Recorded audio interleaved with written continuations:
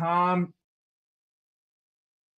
NBA championship, the NBA Finals in 5 games over the San Antonio Spurs. They currently are the 3rd best title odds to win it next year. The Carolina Hurricanes took down the Vegas Golden Knights to win the Stanley Cup yesterday in 6 games.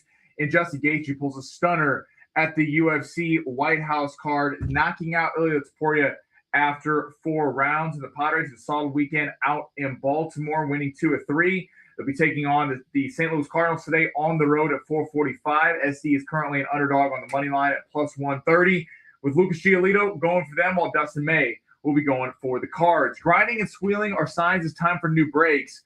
Skip the hassle of searching for the right parts and shop rockauto.com. Find trusted name brand parts at lower prices and have them shipped directly to your door. All the parts your car will ever need. Rock Auto.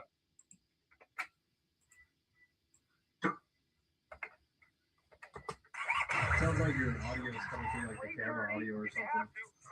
You might just have to switch on there, check the audio input. They're really random and off the wall. Some East Coast love for the Padres. Soft ground balls. The middle and the left center, a big hit for Fernando. Here comes Duran, and the Padres take a 2-0 lead. Taking 2 of 3 versus the Orioles. Now it's off to St. Louis. Team USA starts with authority at the World Cup. The Stanley Cup comes back to Carolina, and the Knicks end a half-century title drought. The New York Knicks are NBA champions. Plus, I want winners. this is going to take a while. Over 2.5 rounds, Topuria and Gaethje. Not bad. Alex Pereira on the money line in the co-main event. That didn't happen. Sugar Sean O'Malley plus 110 to get it done by KO, TKO, or DQ. Nice call. I like the Spurs minus 5.5. I like Vegas on the money line. Well, neither one of those worked out. I like Morocco and Brazil to both score. You're really good. And I like Team USA to get a win tonight. The most goals the United States have ever scored in a World Cup game. The United States 4, Paraguay 1. A lot to get to, so I'm going to get out of the way so we can get in the zone with Fletch and Sammy.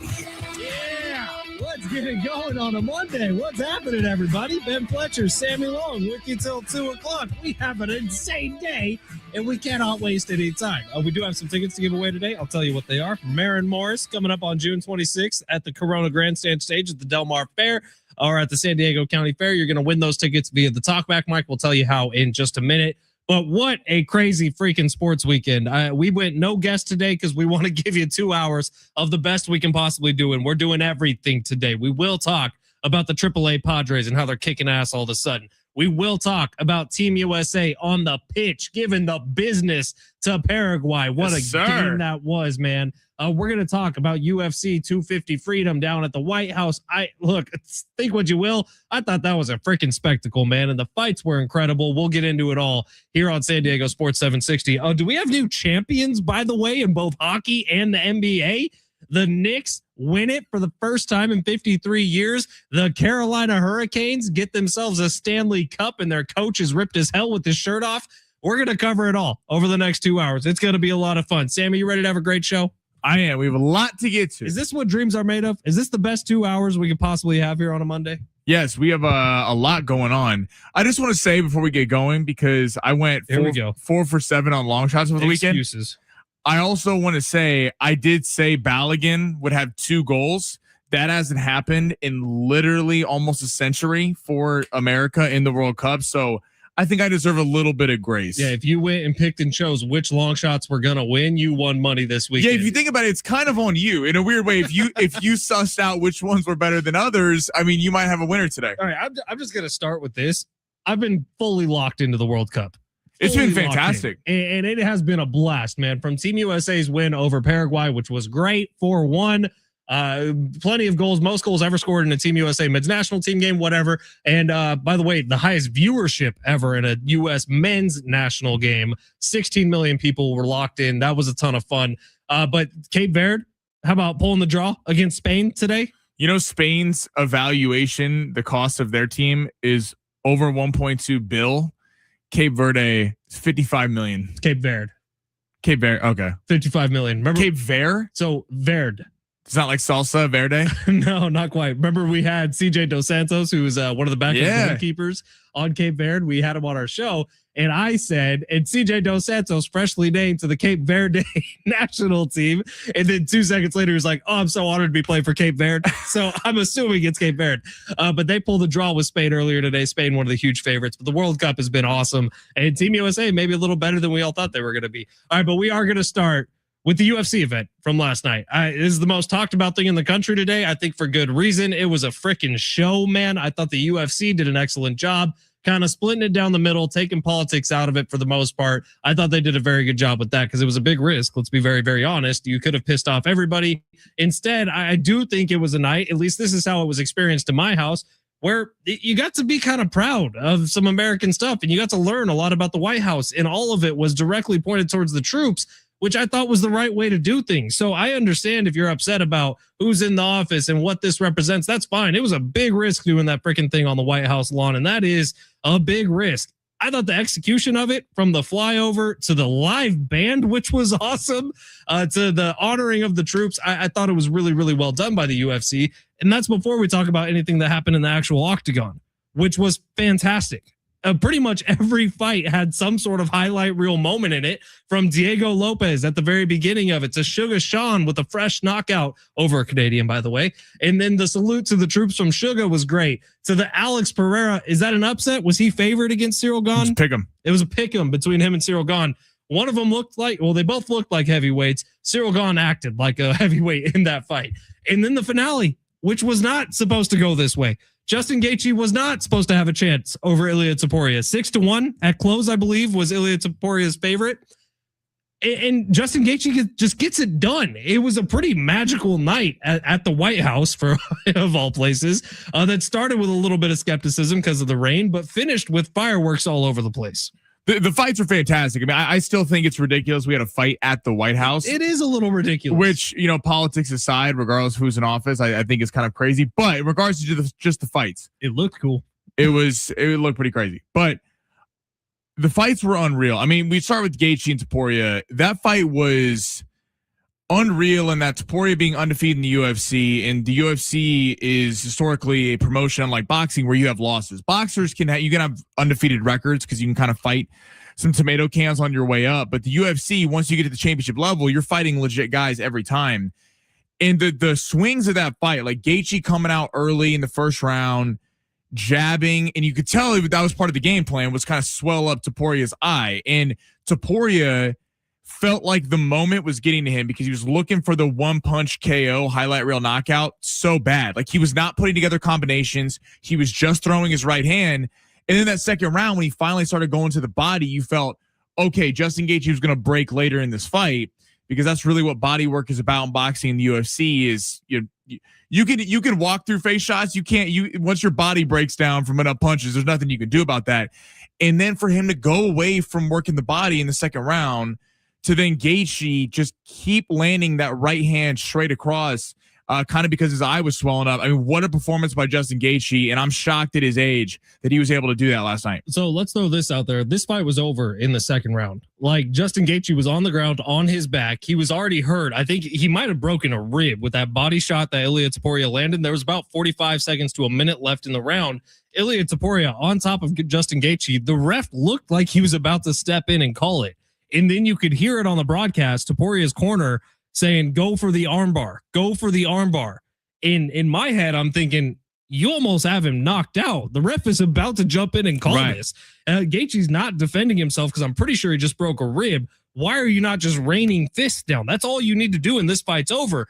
But he tries to go for the armbar, and you could see Gaethje was like happy that he was going for it because Gaethje knew he could break out of it, which is exactly what he did. And then the fight goes on to the third, and the third is where Topuria gets really hurt, and that eye starts to swell up a little bit to the point where after the third round, the doctor calls the fight. That was a wild moment. I've never seen this before. The doctor was like, no, he's done. He can't see out of this eye. And then somehow Topuria's corner convinces him to let the fight keep going. That, on a real note, needs to be investigated. Because in the midst of all that, he gets an extra minute of rest, where clearly Topuria was the one who was more gassed. And Topuria, it's always been known in boxing in the UFC, when the doctor calls it, you can't argue with that. Right, the fight's over. It's done. If the doctor goes, it's done, it's over, it's over. They let him keep going. And to your point about the rest, Topuria came out that fourth round and looked like he had kind of regained some of his momentum. And had Topuria ended up winning the fight, it'd be a massive controversy today. It ended up being a full 2 minutes. You're only supposed to get 60 minutes, or 60 seconds between rounds.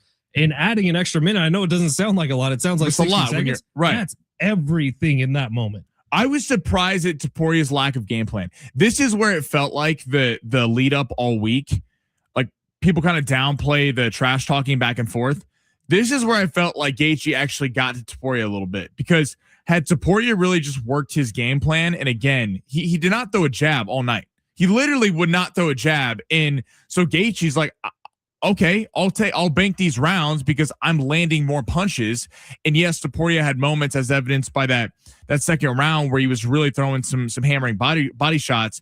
It felt like the trash talk all week had made Topuria looking for that first round KO, like he predicted, the signature shot across the face, and it really played into Gaethje's game plan because he just didn't do what he had to do. And by the time he tried to do it later in the fight, he was already beaten so bad he couldn't see out of the eye. It was just Gaethje was all over him. The Pereira fight ended up being insane. I know Sammy lost some money on that fight, so that was disappointing. Feel bad for you there. But how about the fact that the two guys who move up in weight classes, neither of them could handle the power of the guy fighting against them. So Justin Gaethje obviously lives at this weight. Topuria had to move his way up to get there. Topuria could not handle the power of Justin Gaethje. And then you look at what happened with Alex Pereira and Cyril Gane. Alex Pereira moves up to the heavyweight. Cyril Gane's been there. He's lived there. And so Cyril Gane's power, Pereira put on some extra weight, and you could tell that dude had a big old booty on him. And he just looked bigger. He even had a little bit of a gut hanging out. So he put on the weight. He didn't put on the power. And Cyril Gane's power was clearly just so much better than his. It felt like in that fight, you could tell after the first round when Pereira caught Gane with a few shots. Yeah. And you could tell it didn't really phase Gane like it typically phases most fighters who fight Alex Pereira, because he carries so much power. It was like amazing in that, like, Gane did not look scared of him whatsoever. And then once that happened, really just got after him. Yeah, I thought it was an awesome night of UFC fights. That's one of the more memorable cards I can remember in a while. And the knockouts were what made it. So I had a great time watching it. Hopefully you did too. I know the numbers were massive for the UFC over the weekend, and it was really the whole deal. It was the Saturday with the Eagle flying onto the stage. It was Sunday with the live band and the flyover. I thought it was a very well done production by everyone involved, and the fighters lived up to it. And my boy Sugar Sean back on track. That was what I loved about that fight too, just from like watching it, because the leg kicks the Hobby was throwing, you could tell it was his whole game plan. It's like, I can't sit here and trade with Sean O'Malley. And it was annoying, Sean. It was annoying, Sean. And you thought, kind of like the body shots we talked about with Topuria versus Gaethje, leg kicks are going to wear you down over the course of the fight. And for Sean to make the adjustment and time up the leg kick for that right hand, that was a pretty knockout. Every fight on the card had a knockout. Yeah, every fight was really, really good. And the way that the announcers were even going like, oh my God, Sean's really getting work. That leg is going to be a problem. Then bang, bang, done, fight over, salute the crowd. Very, very cool. All right, we're going to do big three on the other side. Sorry, we got very excited. Sammy and I spent the better part of 30 minutes getting hyped about this fight before the show, and then we just let it carry over. Coming up next, we will get to the big three. The AAA Padres are a huge storyline. Obviously, we're going to run with that. And the Knicks won the championship. Text line, as much as you don't want us to talk about the Knicks winning the championship, I apologize to the 858 number, but we are going to talk about the New York Knicks, the reigning NBA champs. Big three on the other side at San Diego Sports 760 live on the iHeartRadio app.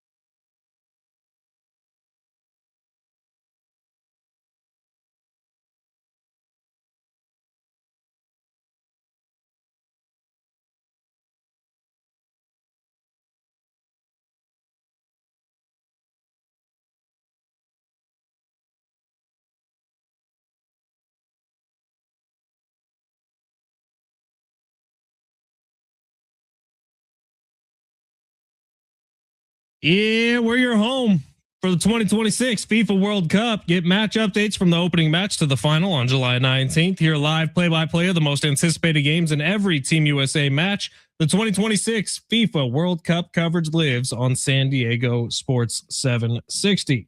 As a matter of fact, this Wednesday, Colombia versus Uzbekistan is going to be on our air at 6:30. Thursday, Mexico versus South Korea. Of course, Friday, US versus Australia. Also at 2:30 on Friday, Scotland versus Morocco, and 5:15 Friday, Brazil versus Haiti. We are stocked up with FIFA games. In fact, we're watching Belgium and Egypt right now. World Cup has been a lot of fun so far if you haven't been tuned in.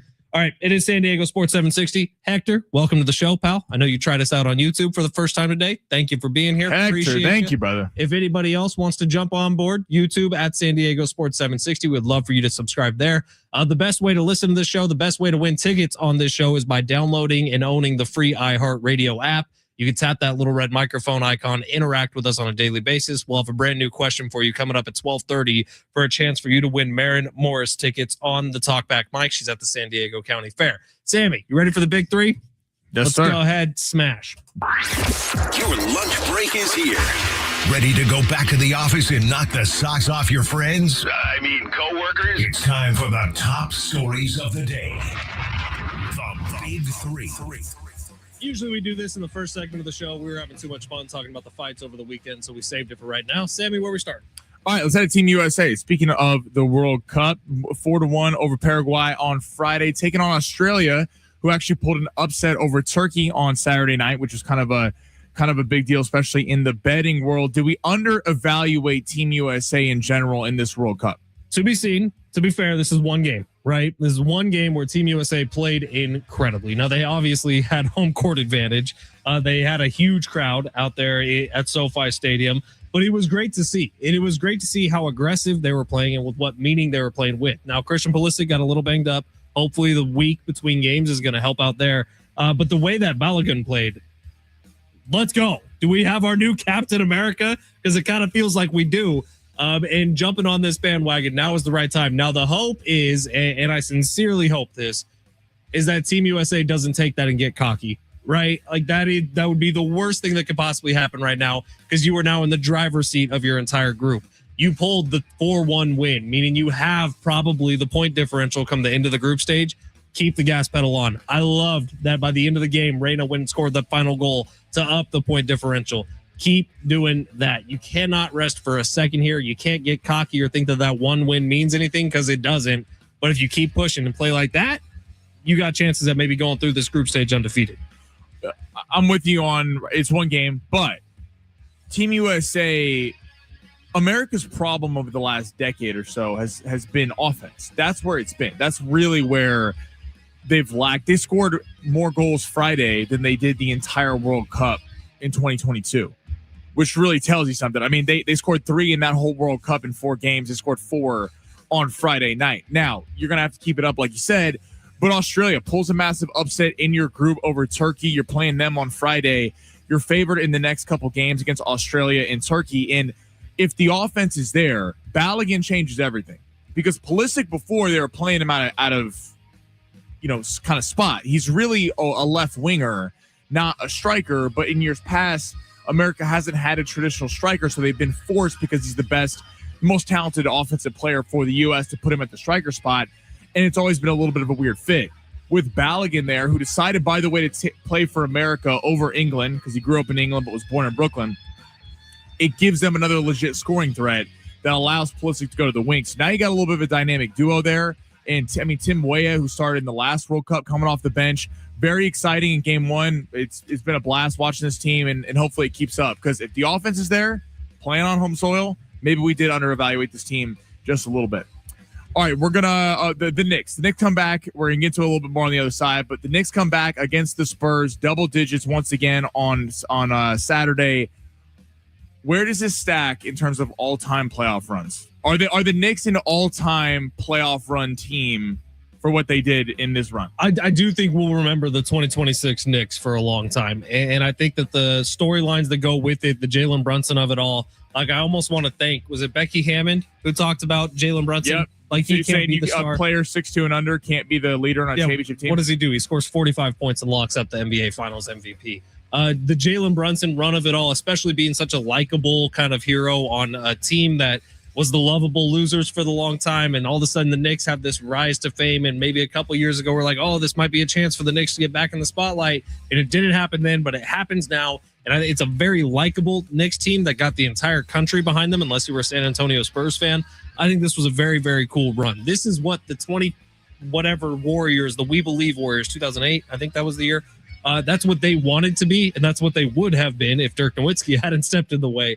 So this Knicks team, what they did this year, getting through the East that everybody discounted, and then going up against Victor Wembanyama and sending the Spurs home in 5, this is one we're going to remember for a long time. And congratulations to the Knicks, well earned. Now, please stop burning New York. Yes, that's a whole nother conversation. This was an all-time run. I mean, to think where this team was, in that they were down to one of the Hawks. Everyone forgets that in the first round. The Hawks looked like they were maybe going to win the series, to then not only win the rest of the games, but demolish the Hawks, sweep a Philly team who took down Boston, who everyone thought was going to come out of the East. So, how about the Cavs come back? The Cavs come back down 22 in that game, and in this series. And there was this narrative the entire NBA playoffs of, who wins that Spurs Thunder game? That's really the championship. And the Knicks, even after the first 2 games, I think people were still kind of like, but they're winning on the margins, and the Spurs have leads in the final 2 minutes, had double-digit leads in both games, and yet, they come back, the unreal comeback in Game 4. Then they come back down the road in Game 5. You wonder if that Game 5 they were going to come out a little bit flat, knowing they were on the road after that amazing comeback. Jalen Brunson, and it's a team that was assembled via trade. Bridges, OG Anunoby, Karl-Anthony Towns, Jalen Brunson, Josh Hart. They were all cast-offs. They were all from teams that didn't want them or didn't want to pay them what they wanted. So it's a new way to build in the NBA. The Knicks deserve a ton of credit, and it certainly was a fun run to watch. You think OG wins MVP if Brunson didn't have 45? That's a great question. No, because I think Brunson gets it no matter what.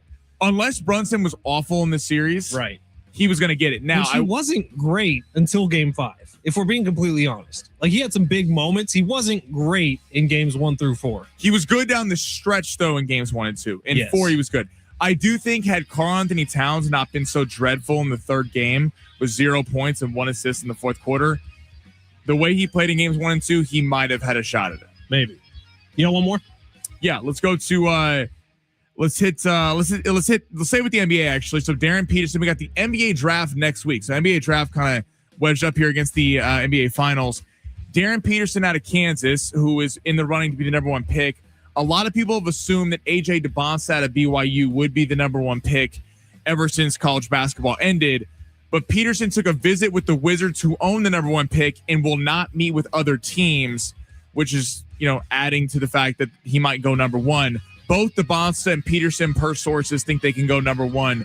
Who, if you're the Wizards, would you take, Peterson or DeBonsta? It's tricky, man. I do think Peterson has the higher upside. Peterson has the better basketball potential, right? And I do think he's the most talented player that was in college basketball this year. And if you're looking for just talent, that's where you're going. AJ DeBonsta makes a lot more sense if you're thinking about team building, if you're thinking about the future of your organization. And I think the Washington Wizards have to be very, very careful here. They've had star talents. They've had star power. I don't think they've had an AJ DeBonsta yet. And so bringing him in as someone to maybe build the culture around might be the way to go. Kind of crazy that Darren Peterson's not taking any other meetings. Honestly, it adds to a bit of his lore to me. Right. If you didn't follow the Peterson saga, he missed a lot of games for Kansas this year for odd reasons, like sick, cramps. Peterson, I think, what was the way he got? He took too much Tylenol or something. Creatine. That's right. Peterson, I do think is the most talented player in the draft class. But if I am Washington, I sit there and go, AD, injury prone. Trae Young, slight, and also has dealt with some injuries throughout his career. Do you want to add another guy who, look, maybe he was just in college. He didn't want to mess up being a top 3 pick at Kansas and have a serious injury and fall in the draft. But do you want to take a guy number 1 that you're not sure if he's going to show up night in, night out? But if he's there, I would take Peterson. I think Peterson's a better player than DeBonsta, but if you want the more surefire pick that I think will look back in 5 years that has less of a boomer bust aspect, DeBonsta probably is the way to go. All right, coming up next, we'll get into the NBA Finals. The New York Knicks are champions for the first time in 53 years. We'll also talk some of this Padres team. How about the AAA guys coming up? Samad Taylor, is he the best player on the Padres right now? Let's talk about it. Coming up next, San Diego Sports 760 live on the iHeartRadio app.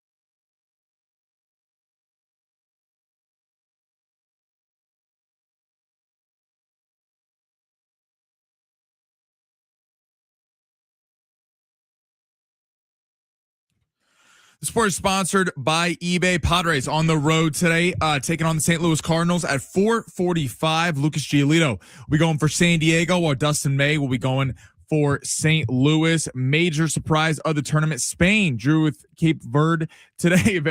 Today is 0-0. Fletch, shut up. Which was a major upset pick. And then Egypt and Belgium. Currently, Egypt, the underdog, is winning 1-0 right now in the 31st minute. eBay is home to millions of finds, and each one becomes part of your story. From your favorite vintage band tee to the dream car you've been searching for, or the foul ball you heroically gave away, it's all there on eBay. eBay, things people love.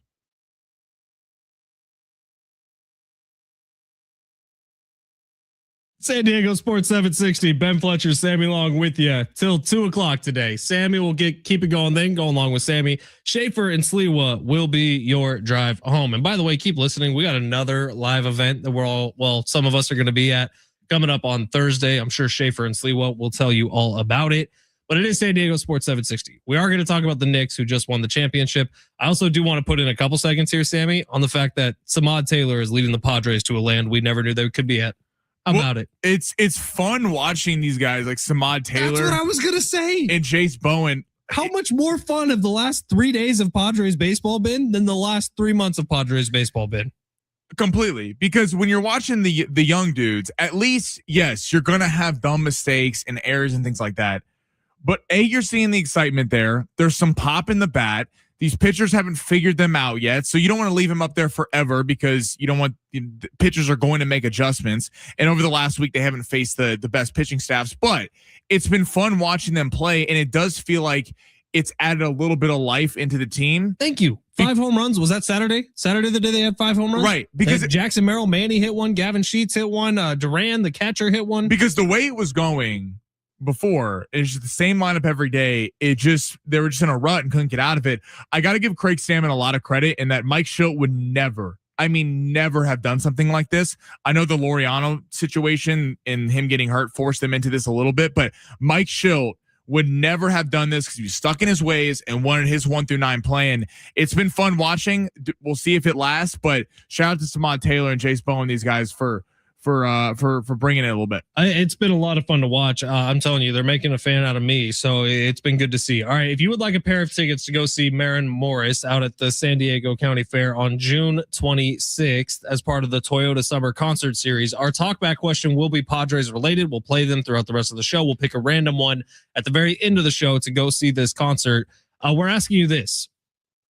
Are the Padres back? Or did they just beat up on the Reds and the Orioles, and they're going to struggle this week when they're playing against the Cardinals? Like, are the Padres back? Do we trust what happened over the last 6 games, winning the last 2 series? Or do we think that it's the same old Padres who are going to struggle once they step up in competition? Who's pitching tonight for the Cardinals, by the way, Sammy? Dustin May, the former Dodger. Who it was a couple of outs away from a no-hitter 2 weeks ago. So you're looking at this and it's like, okay, the Padres have an opportunity now to keep the good times rolling, or do they revert back to what they were just a week and a half ago? Right, because I give them a lot of credit. Look, you can only play on your schedule. They beat the Reds. They were missing Ellie De La Cruz, their best player. Like that Mets series also happened, which was rock bottom. The Mets have been playing terrible this year. The Padres looked outmatched by them. 100%. And you give the Padres credit for a terrible performance on Friday. You're like, here we go again. And the fact they were able to salvage that series against Baltimore is impressive, especially on the road.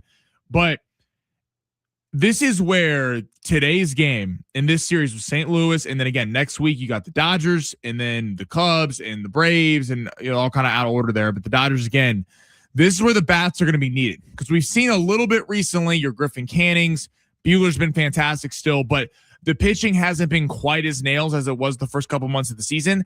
I'm not even blaming them because the Padres were asking for them to be so perfect early on this year that they're not going to be able to keep putting up those unreal numbers.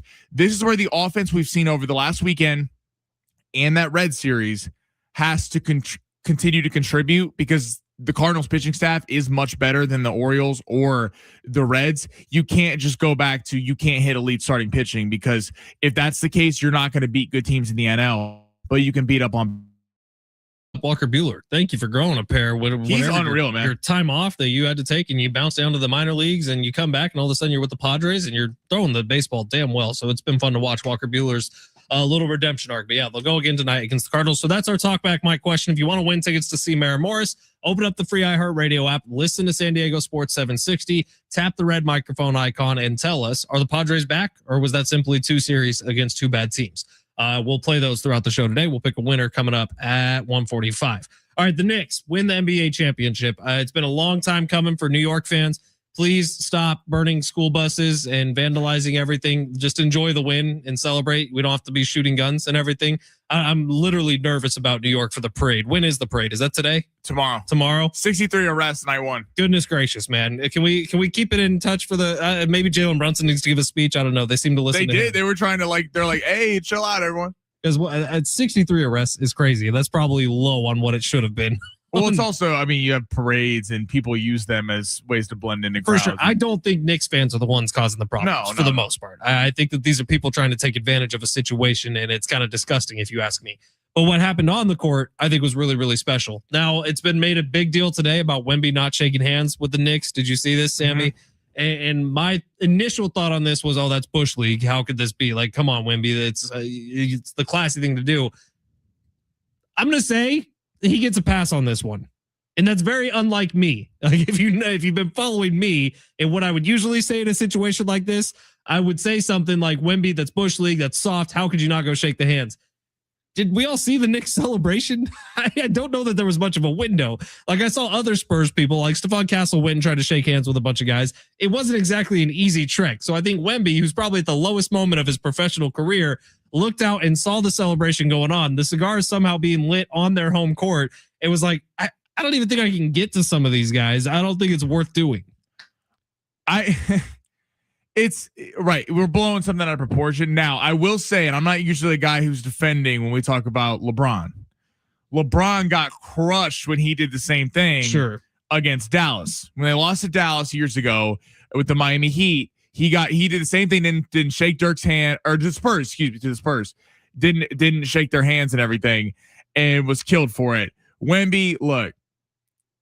This is what happens when you are, and I'm not trying to, like, I like Wemby. I actually really enjoy watching him play. I think he's good. He's great for the league, and he kind of talks mess and tries to and backs it up. But we saw this with the Thunder, saw this with the Spurs. What's he supposed to? Is he supposed to wait? You know what I mean? Like, the Knicks were already lighting cigars. Right. It's not like the end of the world, but I do think there's something to this of. The Spurs and the Thunder have been told by media, everyone, oh, dynasty, no one can beat you. You're going to run through all of this. And we saw the Thunder kind of come undone in those last two games. And now you got Sam Presti popping off at the media about how they talk about SGA. And we weren't hearing Sam Presti, the GM of the Oklahoma City Thunder, say this a year ago when they won the title. Because all of a sudden the Thunder are getting all the love publicly. And then we heard after that series, I remember very vividly us coming on air talking about how, well, I mean, are the Spurs, they already got through the Thunder. Are they just going to win the next 5 NBA finals? And then they not only lost, got punked in that series. I'm not saying that they're not going to be back, but everyone just penciling in the Spurs again, like they're going to get back to the NBA finals. I mean, you got the Thunder who are going to get healthy. You got the Lakers with Luka, who wasn't healthy for that run. The Rockets are going to get a point guard. Denver's still there. So this Western Conference is not just wide open, whereas I think the Knicks actually do have a pretty good path to get back to the NBA Finals next year.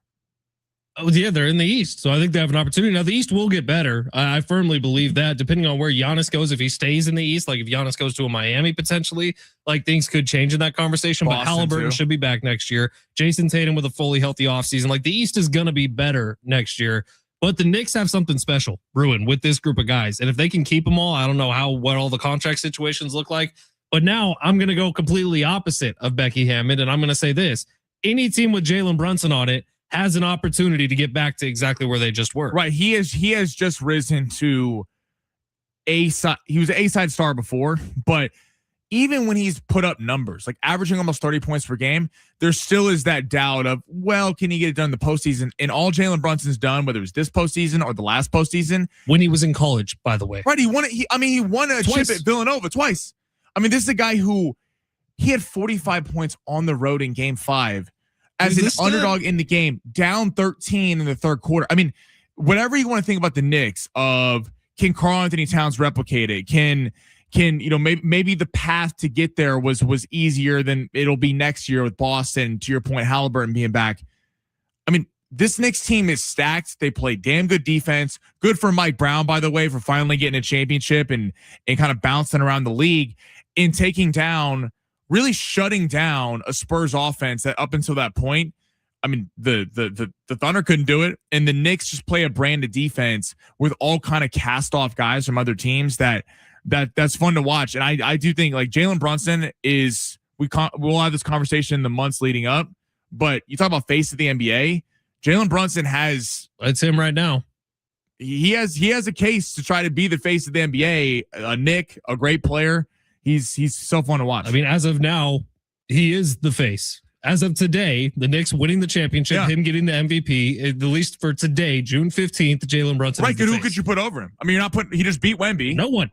He's the best player in the NBA right now. Shea is not liked enough to be the face of the NBA. Luka hasn't won a chip. Anthony Edwards hasn't won a chip. I mean, yeah, it's probably Jalen Brunson. It's probably him. By the way, Sammy, I know our show is like growing in immense popularity every day. Every time we turn on this mic, we have thousands and thousands of new listeners. All the time. Maybe millions, if you're being honest. Zlatan Ibrahimovic is in the chat right now over on YouTube. How about it? Everyone, welcome. World-renowned soccer stud. He was on Fox's broadcast crew. Zlatan in the chat saying, did you see Elmo being called a traitor with head on a spear? LOL. I did. Did you see that? Yes. Elmo getting paraded around the streets of New York? New York. So what's the backstory? Elmo didn't pick a team when he was on some live appearance. Okay, my friend sent this to me. And I was like, I didn't really get it. Yeah, I saw a video of him like kind of going back and forth, saying he's like, I want both teams to have a good time, like doing the very Travis Dale thing. Shout out to Zlatan, the book in the chat, man. What up, Zlatan? I love that New Yorkers just are maniacs. So literally, they have Elmo on a spear walking around like they're in the streets of New York. Just his head. They ripped the head off of a Tickle Me Elmo doll and put it on a spear. It's insanity, dude. Like, we've lost control. Insufferable. I mean, just insufferable. But also kind of incredible, but also terrible. Like, yeah, it's I kind of respect it, but I'm also like, they're also insufferable. For whatever reason, was it Saturday night? My days are getting mixed up. Saturday night. Yeah, Saturday night. I'm scrolling through TikTok after the game, and on TikTok Live, I'm watching like 7 swipes in a row. People on TikTok Live in the streets of New York losing their minds. Going bonkers. There was more people there than there is for the ball dropping on New Year's Eve. And all of a sudden, gunshots rang out on the TikTok I'm Live. like, guys, let's chill Everyone out. starts running the other. It was just madness, man. I don't know what this parade. So wait, Elmo picked San Antonio? No, Elmo didn't pick a team. That was the whole thing. And the New Yorkers were saying he should have picked New York. Sure. Fine. Remember only Knicks fans, remember when Kristaps Porzingis got drafted in New York to the Knicks, and there was just they booed the crap out of him for like days. Do you call in the National Guard for the parade tomorrow? I don't know what you do. This isn't going to get better. Hopefully everyone stays safe. That is the NYPD is going to be on full watch tomorrow. Oh my gosh. All right. It's San Diego Sports 760 coming up next. We got a brand new long shots for you, fresh and live for here on June 15th. It's San Diego Sports 760. You're listening live on the iHeartRadio app.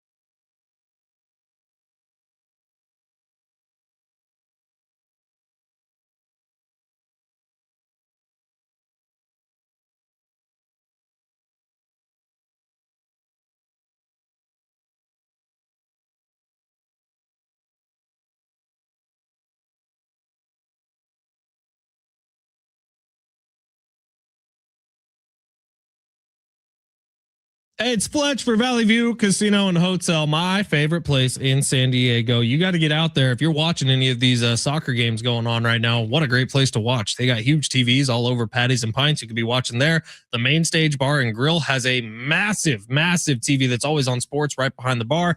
Get on out to the Valley View Casino and Hotel. And by the way, not this Friday, but next Friday, it's cash, cash, and more cash, baby. The 3 C's giveaway from 5 to 11 o'clock. This month's winner can go home with $35,000 in cash, no questions asked, or they can risk it all to spin for the ultimate prize of $100,000. $100,000 could be yours next Friday, the 26th, and you could go today and start earning qualifiers for the event. You can earn entries all month long by playing slot and table games, then activate your entries the day of the giveaway at the guest service kiosk located throughout the casino, and you could be walking home with $35K, or if you're feeling a little frisky, spin for $100,000 in cash. All Players Club members are eligible to win, and if you're not a Players Club member yet, you can receive over $200 in free offers the second you sign up today at San Diego's favorite casino Free offers to enjoy instantly, like more play, match play, $20 to the Black and Blue Steakhouse, $10 to Patties and Pints, $10 to the cafe. The list really does go on and on and on. And the more you use that Players Club card on all your favorite slots or table games, the more rewards you're going to earn. So don't miss out. Visit Valley View Casino coming up next Friday, June 26th for the 3 C's event, Cash, Cash, and More Cash. And join that Ultimate Players Club today. To learn more, visit valleyviewcasino.com. All guests 21 and over are invited to enjoy the casino, hotel, and restaurants.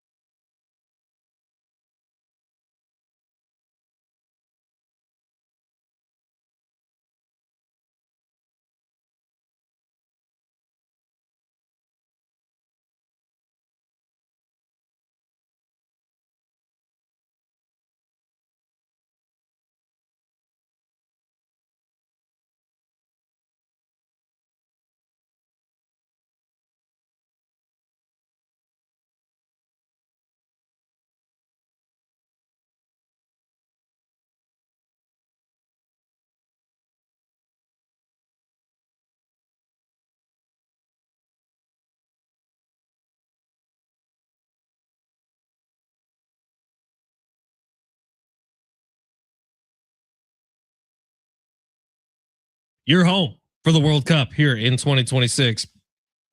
By the way, I didn't bring this up. I meant to. You all should have seen the commercial break meltdown that Sammy Long had when I brought up Ivory Coast versus Ecuador, which was a match in the World Cup yesterday that the Ivory Coast won 1-0. Sammy just about lost his mind. Yeah, because Ecuador, all I'm hearing about, Ecuador's going to go on a run. This Ecuadorian team is a nasty attack. I'm like, all right, let's put a couple units on Ecuador. I mean, literally, no, where the hell is Ivory Coast? I could not. It's in Africa. It is? Yes. Okay. Well, I couldn't even tell you where that is. It's on the coast of Africa. Okay. Well, I can figure that one out. I got them scoring goals in the 89th minute to take down Ecuador when I have a fat bet on Ecuador. It was very frustrating. Have you recovered? Are you okay? Yeah, because we were using our profits from Australia on Saturday. Sure. I can tell you where Australia is on a map. It's in Australia. We have a guy on YouTube who thinks we're pre-recorded. Yeah, Nico, what's up? Thanks for checking out the show, man. Says another day, another pre-recorded stream is diabolical. So, you know what would be impressive is if we pre-recorded the stream on Friday, knowing that the Knicks were going to win and the Carolina Hurricanes were going to win. We could have talked about all that. I'll be honest, Sammy, I'm just kind of honored that Nico thinks we're smart enough to put together a pre-recorded stream. I don't know how to do that. Do you? Yeah, you have to like time stuff out. That sounds exhausting. I've never done that once in my life. That'd be kind of tricky to do. But Nico, thanks for listening, man. Appreciate having you in here, and stay a while because Sammy's about to give you some locks. So this is something we do at 12:45 every day. And by the way, we do have Marin Morris tickets for you today. You just got to answer us on the talkback mic. What is more realistic? Did the Padres, are they back? Or are they going to struggle when they start facing better competition over the next couple of days? Let us know, and you can win a pair of tickets to go see Marin Morris on June 26th at the Corona Grandstand stage at the San Diego County Fair. Sammy, let's get to long shots. Go ahead, smash the pre-recorded messaging. You looking for some luck? Want to win big? Gotta Play big. You are so money and you don't even know it. Time to take a chance Pay that man his money. with long shots. Seriously, would we have to like do the whole show and then splice it up? It would actually be so impressive if we pre-recorded all Friday. It'd be really hard to do. No, because we'd have to call everything that happened in the UFC and everything that happened over the weekend. And then we would also have to like have this conversation as if someone was going to leave a chat calling us And my God, we're future tellers. And then we said his name. Is that what, Nico? Shout out, Nico. Thank you for being here, man. Appreciate you. Seriously, stick around. Check it out. You might like the show. Sammy, where are we going? All right. Guess what? I'm undefeated on soccer picks because the Ecuador pick. You're literally not. Yes, I am. You just talked about Ivory Coast. And Right, Ecuador. but I didn't give that out on the radio. That was a personal bet. I hit Morocco and Brazil both to score this weekend. I hit the U.S. and I hit South Korea. And I forgot who they played. Whoever they played last week for both to score. So I'm 3 for 3 on soccer picks. We're going to take us to FIFA. But first, we're going to get to Major League Baseball. Well, sorry, I'm over here reloading my account because I've lost so much money with Sammy. That's not true at all. All right. Rays and Dodgers. Now, fun series. I mean, these two teams are the antithesis of each other. All right. Because the Dodgers spend a bunch of money. The Rays don't spend a lot of money, except the Rays actually only have 4 fewer wins than the Dodgers. Here's my bet for this. Over 9.5 runs. I think this is a showing by both teams. I think the Rays are going to hit the Dodgers in that they're trying to prove that they're legit. Because the Rays all year have kind of been met with a grain of salt. Like, yeah, that's kind of a cute story. But are the Rays actually there? And the Rays have a real opening, like in the AL. There is real room that the Yankees, Judge is hurt right now. They're playing good baseball. The Mariners and Guardians have got it together. But besides them, a lot of the teams we thought were going to be good in the Red Sox have underperformed. The Rays got a real shot. Nick Martinez on the mound for them. Eric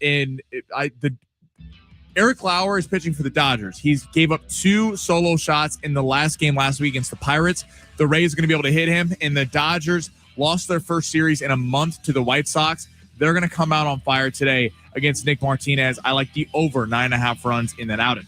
All right, let's stick with baseball. Rockies Cubs. We're going under 9.5. Now, the Rockies scored 23 runs yesterday. They literally did. 23-9.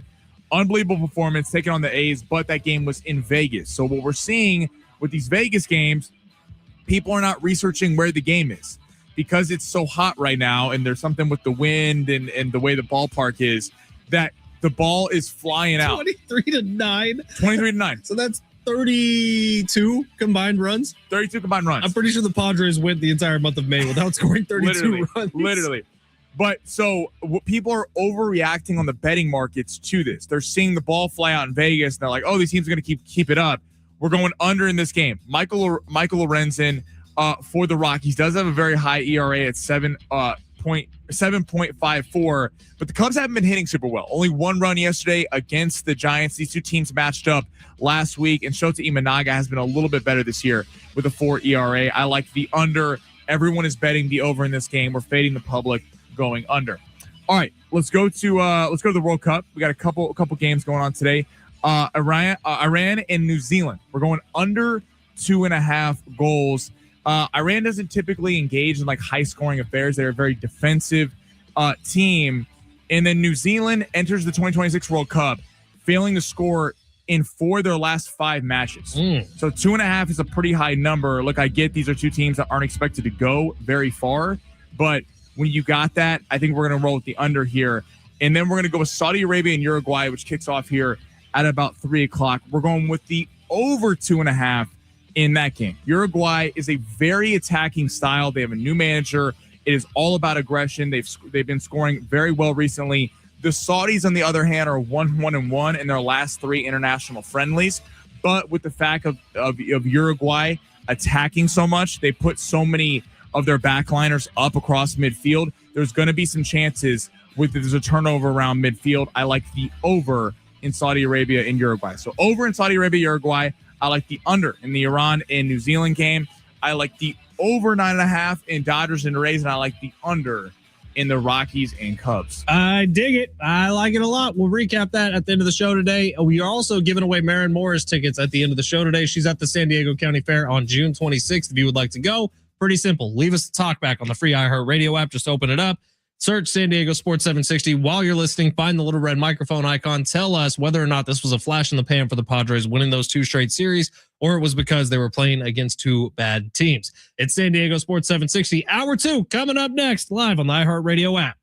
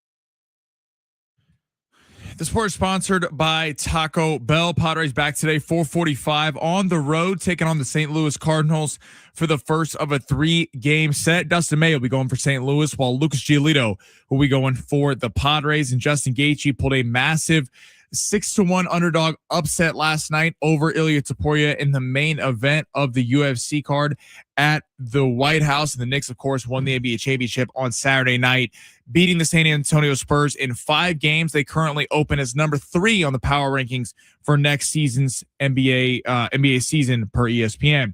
Taco Bell's Lux boxes. Choose the $5, $7, or $9 box now with the shredded beef dipping taco. Limited time at participating stores. While supplies last, prices vary. Freezes and specialty drinks are not included. Tax extra. It's showtime. Play dirty if you have to, but don't get caught. I'm Ben Fletcher. That's Sammy Long. They're just funny. They're really random and off the wall. Some East Coast love for the Padres. A soft ground ball. This one is up the middle into left center. A base hit for Fernando.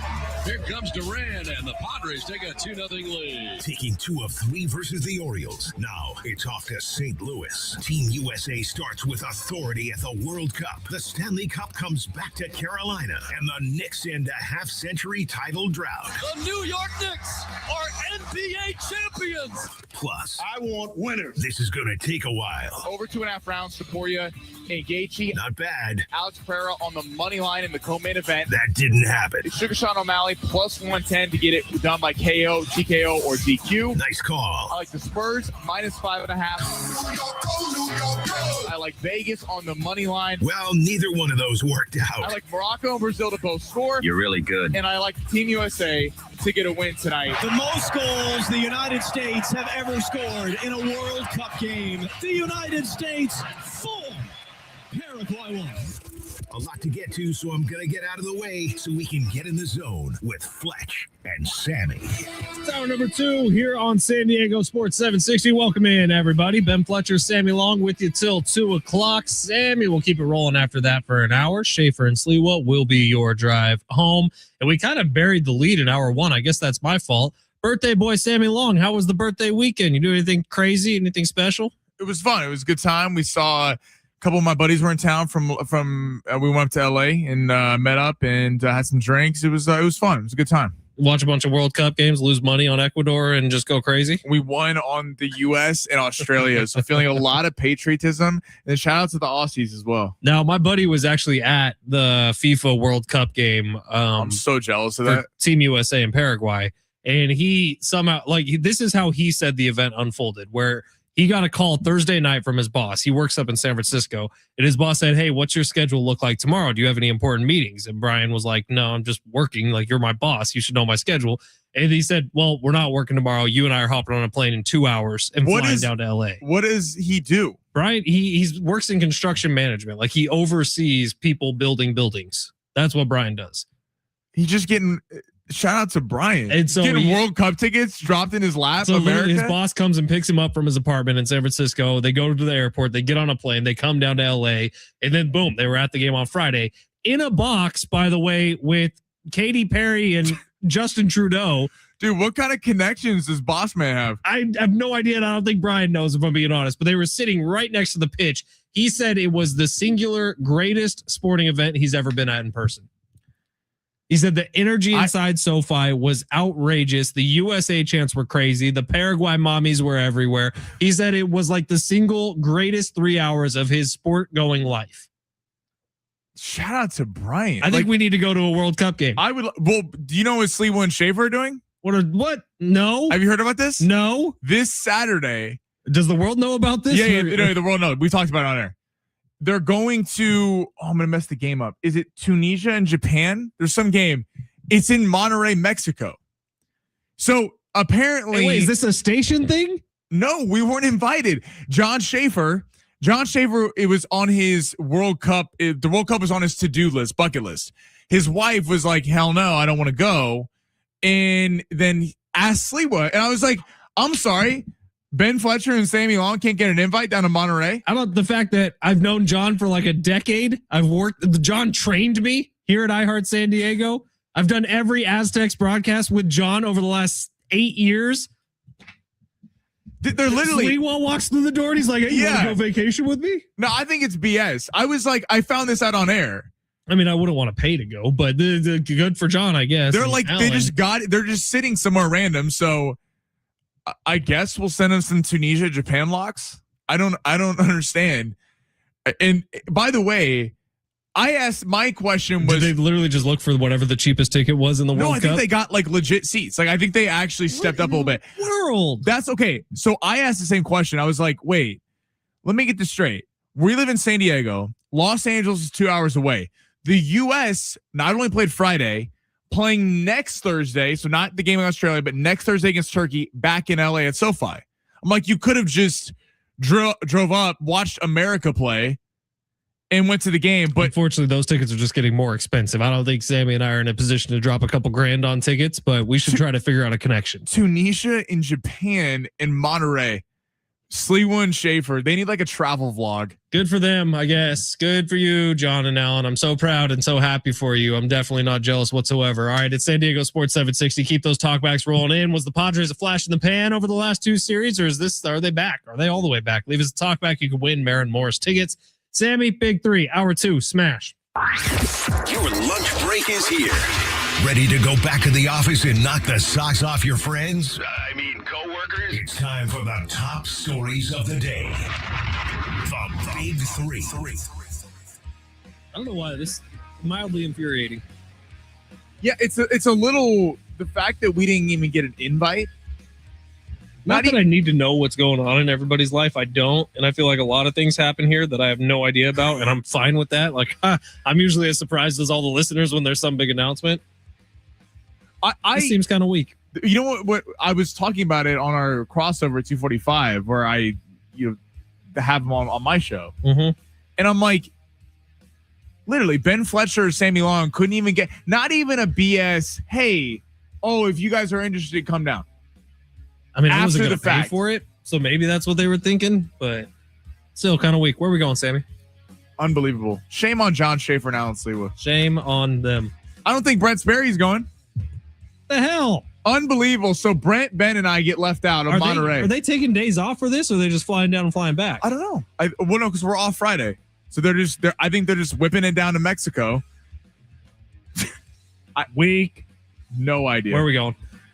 Guess what we haven't talked about? Monterey. Guess what we haven't talked about today? Tell me. The NFL. George Pickens reports ahead of Cowboys mandatory mini camp. A lot of kind of concern for the Cowboys fans over whether he would be there, not having a new contract, but he's on that franchise tag. What is the Cowboys ceiling this year if he's there? Divisional round.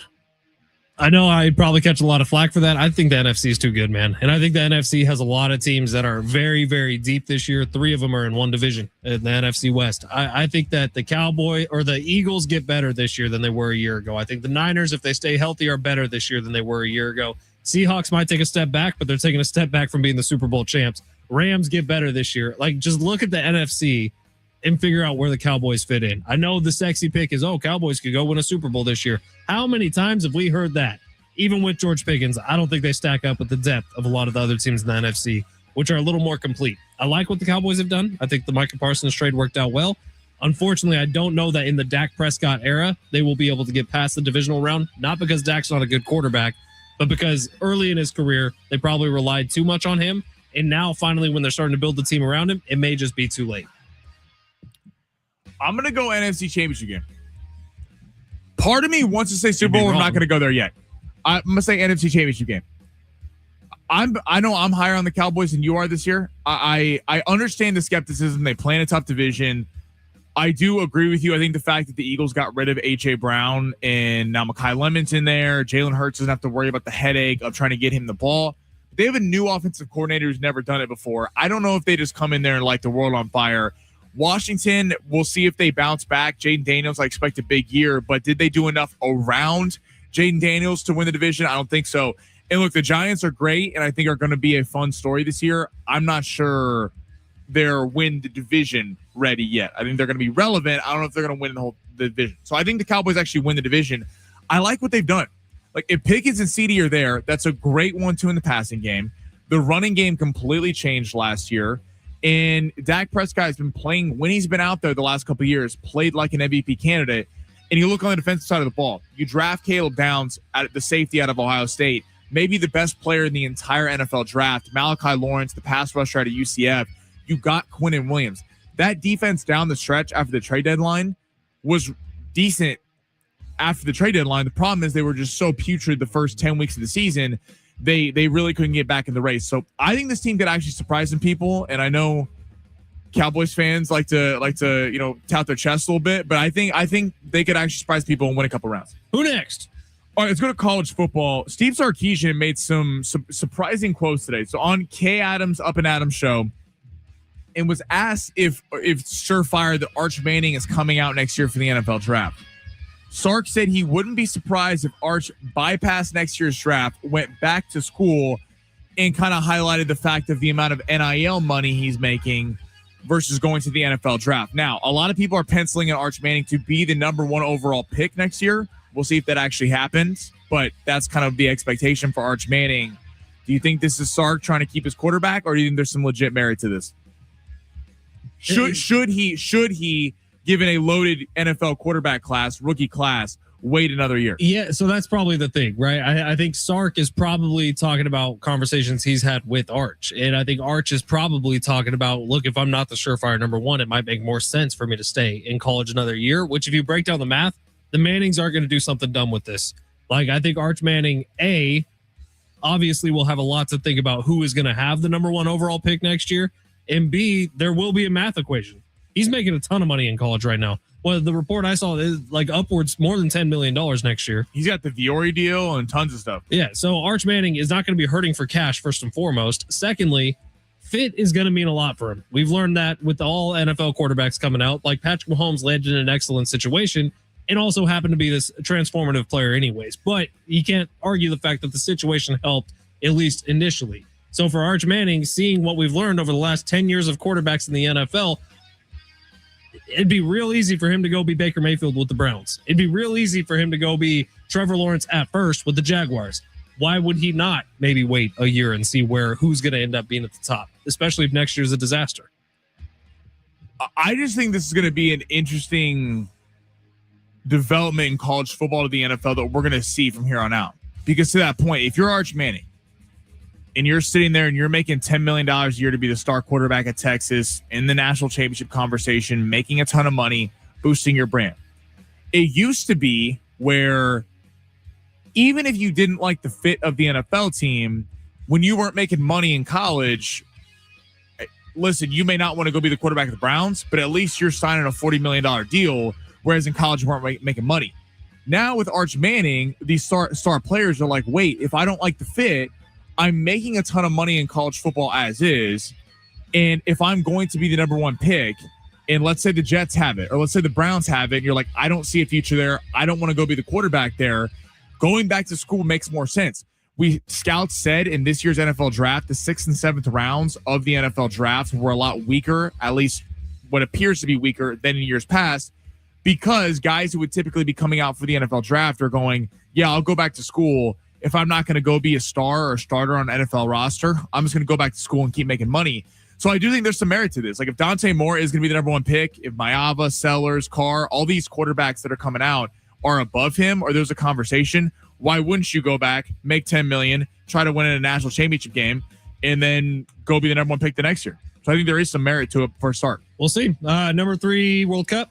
Yeah. Let's get to it on the other side. Talk some Team USA. Talk some numbers that have come in on the World Cup, by the way. It's outrageous. Wait till you hear this. And we'll play our first couple of talkbacks here coming up next. So if you want Maren Morris tickets for June 26th at the San Diego County Fair, leave us a talkback. Your thoughts on the Padres. Was this a flash in the pan, or are they all the way back? It's San Diego Sports 760. You're listening live on the iHeartRadio app.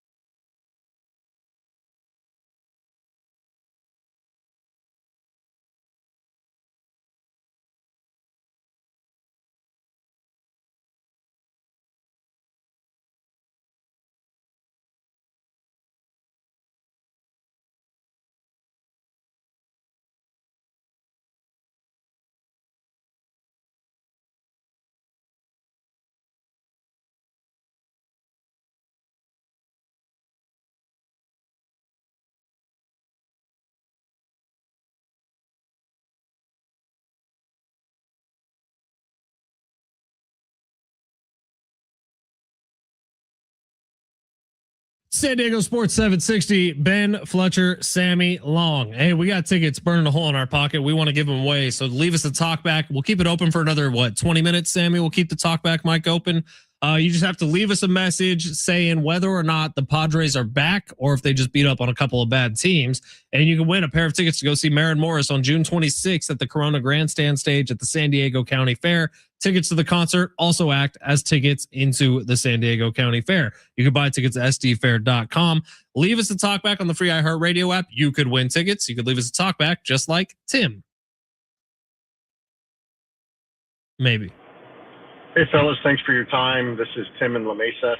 Hey, I think the Padres are still going to struggle. I think they can get a wild card, but as far as struggling or not struggling, I think they're going to struggle because they're pitching between Musgrove still being out and Pivetta being out. That's tough. And then Laureano's out for the rest of the year. I know we're going to be able to get some hitting going a little bit, but I think too many injuries, and I think the bullpen's going to get worn out because they've had to carry the load. Thanks, fellas. All real problems from Tim, and thank you for the talk back, Tim. Very Appreciate good you. talk back. You're in the running for the Maren Morris tickets, but they're also problems that they've had all year long, right? Like the pitching stuff has been since Pivetta got hurt in the fourth week of the season. Mm-hmm. So they've had these issues the whole time. Now, we didn't know the length of the Musgrove issue. We thought he was going to be part of this team from the get-go. But this Padres team now, at least over the last two series, finding ways to win with kind of unexpected heroes like Samad Taylor playing some excellent baseball. I also think when you talk about the outlook of the Padres, a lot hinges on those two players because we have just assumed that Musgrove and Pivetta are coming back. And hopefully that's the case.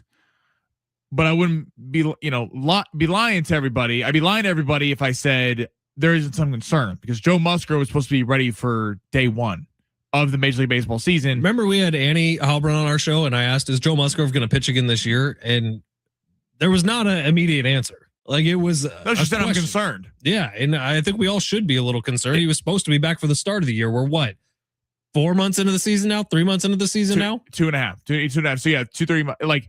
And then you have Coach John Quintero came on our show and talked about Nick Pivetta. He's like, personally, he's like, I'm not a doctor. It didn't look good to me. He's like, I've coached a lot of baseball, a lot of pitchers over the years. That kind of injury doesn't look like you're coming back. We keep hearing about the All-Star break. Now, the Padres are the only people that know this. The Padres are the only people that, in the organization that know whether this is going to be these players are actually coming back or if this is, we're going to wait and see and put everybody off by keep saying the All-Star break. To Tim's point, this is where the offense has to show up because I think the only way that you're buyers at the trade deadline is if the offense wakes up. Tatis has been looking good recently. That's been a positive development that his batting average crept up to 281, putting the ball in play. If the offense starts popping off against better competition, they're going to have a beautiful chance for the next couple of weeks. You would play the Dodgers in 2 series. You play the Braves and the Cubs. You are going to have top tier competition in the NL that you're going to be able to face. Even this Cardinal team, very solid starting pitching. If they start hitting and then the Padres ownership knows that Musgrove and Pivetta are coming back, then I think you start talking about adding at the deadline. If the bats can only perform against subpar competition and those two pitchers aren't coming back, I think the trade deadline is not only not a buying situation, but a whole different conversation about who you could be selling off. Well, Tim's in the running to win those Maren Morris tickets. If you would like to, just leave us a talk back just like Tim did. You could win tickets. We'll announce our winner coming up at 1:45. All right, Sammy, you just passed this along to me on social media, but this is crazy. So earlier today, unbelievable things happened. It was a 0-0 game between Spain and Cape Verde, which I think soccer a lot of times gets made fun of because of 0-0 games. This one was kind of crazy. I watched a lot of this game, and Spain had a million different chances to score goals. Spain never converted. But their expected goals were like 2. They had like 2 easy chances they missed. But apparently Cape Verde recruited one of their best players via LinkedIn, and he left the team on red for a year. This is crazy. He thought it was spam. He thought it was fake. Roberto Lopez, who was the starting center back for Cape Verde, who apparently, look, he was excellent in today's game if you look at the numbers, but he got a message in his inbox on LinkedIn, thought it was fake, left it alone for a year, and it was actually the Cape Verde national team reaching out to him to come play for them. It's hilarious. The goalie, Josimar Diaz, had 50,000 Instagram followers before the game. he is now up to 2 million and counting. Wow. In the span of hours, the span of what he did in 90 minutes, holding off Spain. And it's crazy because this team the runaway, not the runaway favorite, but them in France where everyone was picking Spain or France. And look, Argentina had a loss like this in the last World Cup, which was unexplained, where they actually ended up losing the game. But I don't know if it was kind of first game jitters, but some of these teams with the tournament expanding from 32 to 48 are getting in and are kind of showing out through the first half week here, and it's been fun to watch. Cape Verde, the Cinderella run of the 2026. What if CJ Dos Santos gets in? If SCFC's own? I know. How cool is that, man? We interviewed a guy who's a backup on that team. I feel pretty good about that, Sammy. That's our little touch of. Do you think we have anything to do with this? A little magic, a little sprinkle, little Fletch and Sammy zone dust. I kind of like it. I kind of do. But very cool. And no one in this room had money on Spain because you wouldn't have gotten any money out of it. But I did see, and Sammy, you brought this one up too. Someone put a mil my Lord. on Spain to win, which would have paid like $80,000. Why would you? I don't even understand. Like, even if you're super rich, you put $1 million on a team that's that big of a favorite to win 80 grand. The risk versus reward is not even.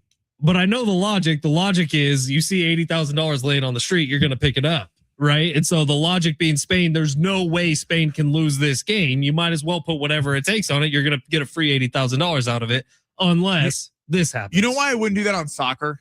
Because if this is basketball where you're playing, it's Team USA versus, I don't know, right, Portugal. Like they're not even close.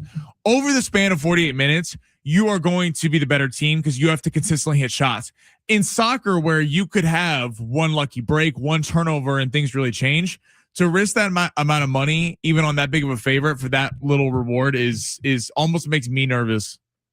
Now, the one thing where soccer kind of loses me a little bit, like Cape Verde getting the tie today. Right. They're like celebrating like they won everything. Yeah. It's the biggest thing that's ever happened. We don't need ties in sports. But I'm sorry. I would rather this go to PKs personally. Yeah. Like Cape Verde just hits just finish something, right? I don't want to watch 90 minutes of a game for nothing to happen. But good for Cape Verde. I mean, that's like the coolest thing that's ever happened athletically for them. That's very, very cool. You're not locked in on Cape Verde sports history? Yeah, we're live on the iHeartRadio app. Coming up next, let's get into those Padres, those little frisky Padres, the AAA guys who are coming up to save the day while Manny Machado, well, he had a home run this weekend. We can give him props for that. Let's talk about it next. San Diego Sports 760 live on the iHeartRadio app.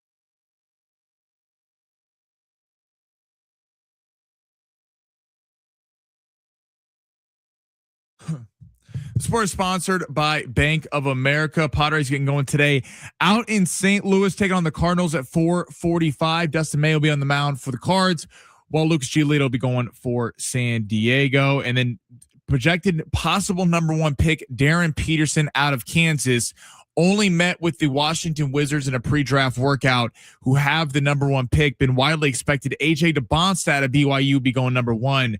But Peterson refusing to meet with other teams. Him and DeBonsta, per reports, both believe they're going number 1 in next week's NBA draft. Bank of America, sponsor of the FIFA World Cup 2026, dedicated to offering solutions to help businesses meet their goals locally and globally. More at bankofamerica.com/game changers.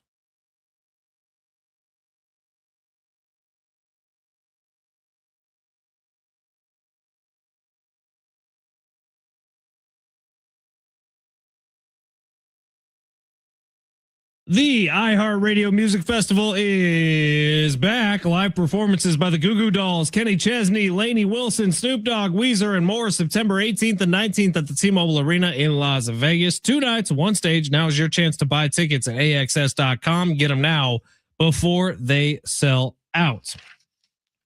San Diego Sports 760. Ben Fletcher, Sammy Long with you. Talkback Mike is open for another 15 minutes if you want a pair of tickets to go see Maren Morris on June 26th at the Corona Grandstand stage at the San Diego County Fair. Just let us know if the last 2 series are flashes in the pans for the Padres with the offense coming to life a little bit, or is it back to, normal once they play against teams like the Cardinals, the Braves, the Dodgers, the Cubs, which they're littered with in their schedule over the next month or so. It is San Diego Sports 760, and let's talk about it. We've been teasing that up to you this entire show so far, but I think Sammy and I, or I'll speak for myself, I look at it like this. The team that we saw play over the last week and a half, with Samad Taylor up, with Jace Bowen up, with guys like Ramon Laureano, unfortunately missing the rest of the year due to injury, but getting out of the way a little bit. It's not only brought life to the numbers for the Padres, like Samad Taylor's hitting like 380 or something since he got up to the team, but it's also translating to other Padres. Jackson Merrill starting to play some better baseball. Manny Machado hit a home run. Still hasn't seen that average tick up a lot, but hit a home run on Saturday. The Padres had 5 freaking home runs on Saturday. I joked about this earlier, but I think there was a month-long stretch where the Padres didn't hit 5 home runs for an entire month. So I don't know exactly what it is. Maybe it is the energy, the youthfulness that Samad Taylor plays with. Maybe it's just guys breaking out of a slump.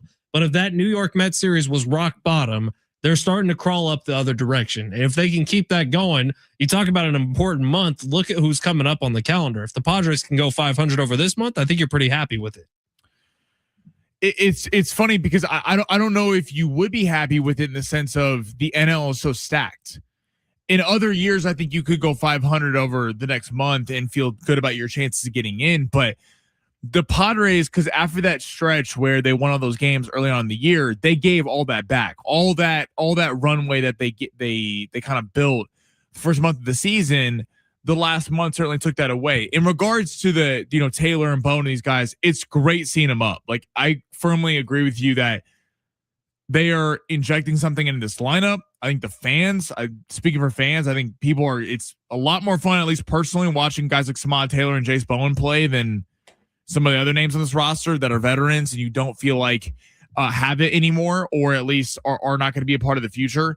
So play the kids. And if you are in a position to win, where you feel like the Padres, that last 3 to 4 weeks was really just a slump, and the Padres kind of go on a little bit of a tear here, and you're sitting around the trade deadline, you feel like the Padres have an opportunity to do something. Having Samad Taylor and Jace Bowen on tape, I'm not saying you're just lining them up. I'm never trading Samad Taylor. He's my guy forever. I'm not saying I'm advocating for it, but at the very least, you're putting this out there. So teams are watching going, okay, Samad Taylor's interesting. Jace Bowen's interesting. Not that you're just going to trade him. Preferably, you'd like to develop some young talent, but that is a lot better for the future of the organization than running out veterans who don't have a lot of trade value. The next month of the season is going to tell us so much about whether this team is realistic or. And when we define contender, it's like, I think they can battle through the whole year to possibly be in the wild card.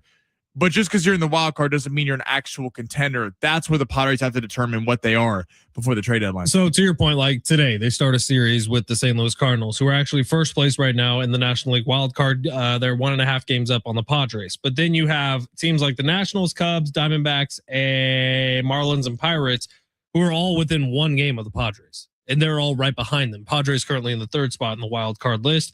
But the month that we're talking about, this so important month, it starts with the Cardinals, and then they're on the road with the Texas Rangers. And then listen to this: Braves, Dodgers, Cubs, Dodgers, Diamondbacks, Blue Jays. So, I mean, that is murderer's row, man. We are going to, there's no hiding. That is the best of the National League. By the way, 2 teams in your division who, as of right now, probably have a better lock on the postseason than you do, in the Dodgers and the Diamondbacks as of this exact moment. Well, certainly the Dodgers and probably the Diamondbacks too. But then you have the team that was just in the World Series last year in the Blue Jays. You have the Cubbies, who are near the top of the National League once again, and you have the Braves, who are near the top of the National League once again. The Braves, tough, man. You have 10 games against the Braves and the Dodgers, who, wherever you have them, 1 and 2 are the 2 best teams in baseball. Right. And it's really, I don't really know how you could debate that. Outside of maybe if Judge and the Yankees were healthy, but I wouldn't take them either over the Braves or the Dodgers.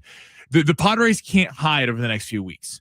And I want to give them credit for beating the Reds and the Orioles, because that was impressive again after Friday night, a bad performance to salvage that series, win a couple games in a row, and now you're having some positive momentum heading into this series. But the Padres can't afford to go back to the putrid offense that we saw for the last month. And overall, the offense has been really terrible throughout the entire season. They've had a few moments where they poured it on. It's nice seeing Taylor and Bone and these guys get going. But if you're not going to score, like the Padres could legitimately, not to be hyperbolic, be buried in 2 weeks or make a name for themselves and be like, okay, the Padres are back on the map and have kind of righted the storm. So you talk about a very crucial stretch of Padre baseball. It's coming up. They got it right in front of them. It's huge. And I do kind of look to one guy in particular, and that's Fernando Tatis Jr., who started to hit the ball a little bit better. We're seeing power come back into his That's bat. exciting. That's great to see. It's great to see. And I think that walk-off home run may ignite something in him. And I hope he can get back to, I don't know, that guy who was competing for MVPs. Because if that guy shows up for the next month of Padres baseball, I have a lot better feeling about it than I do if it's the pouty Nando that we had at the beginning of the year. I'm telling you, this Samad Taylor thing, and I don't know exactly what it is, but he plays a little bit like Jurickson Profar. Remember, him and Fernando were best friends, and Samad Taylor is just this ball of energy. Every time he gets on base, there's some sort of celebration back to the dugout. You could tell that some of the old guys, the grumpy ones, the Mannies, the Fernandos, are starting to get into it too. There is something about his energy that is infecting the clubhouse, and it's a good thing. It is a very, very good thing. When this Padres team is playing with that swagger, with that confidence, they're so much better. And if that's the team we see over the month, I feel pretty good about it. But it can revert back quickly, man. Vibes are funny because they can go up, they can go down, they can be whoozy, they can be whatsy.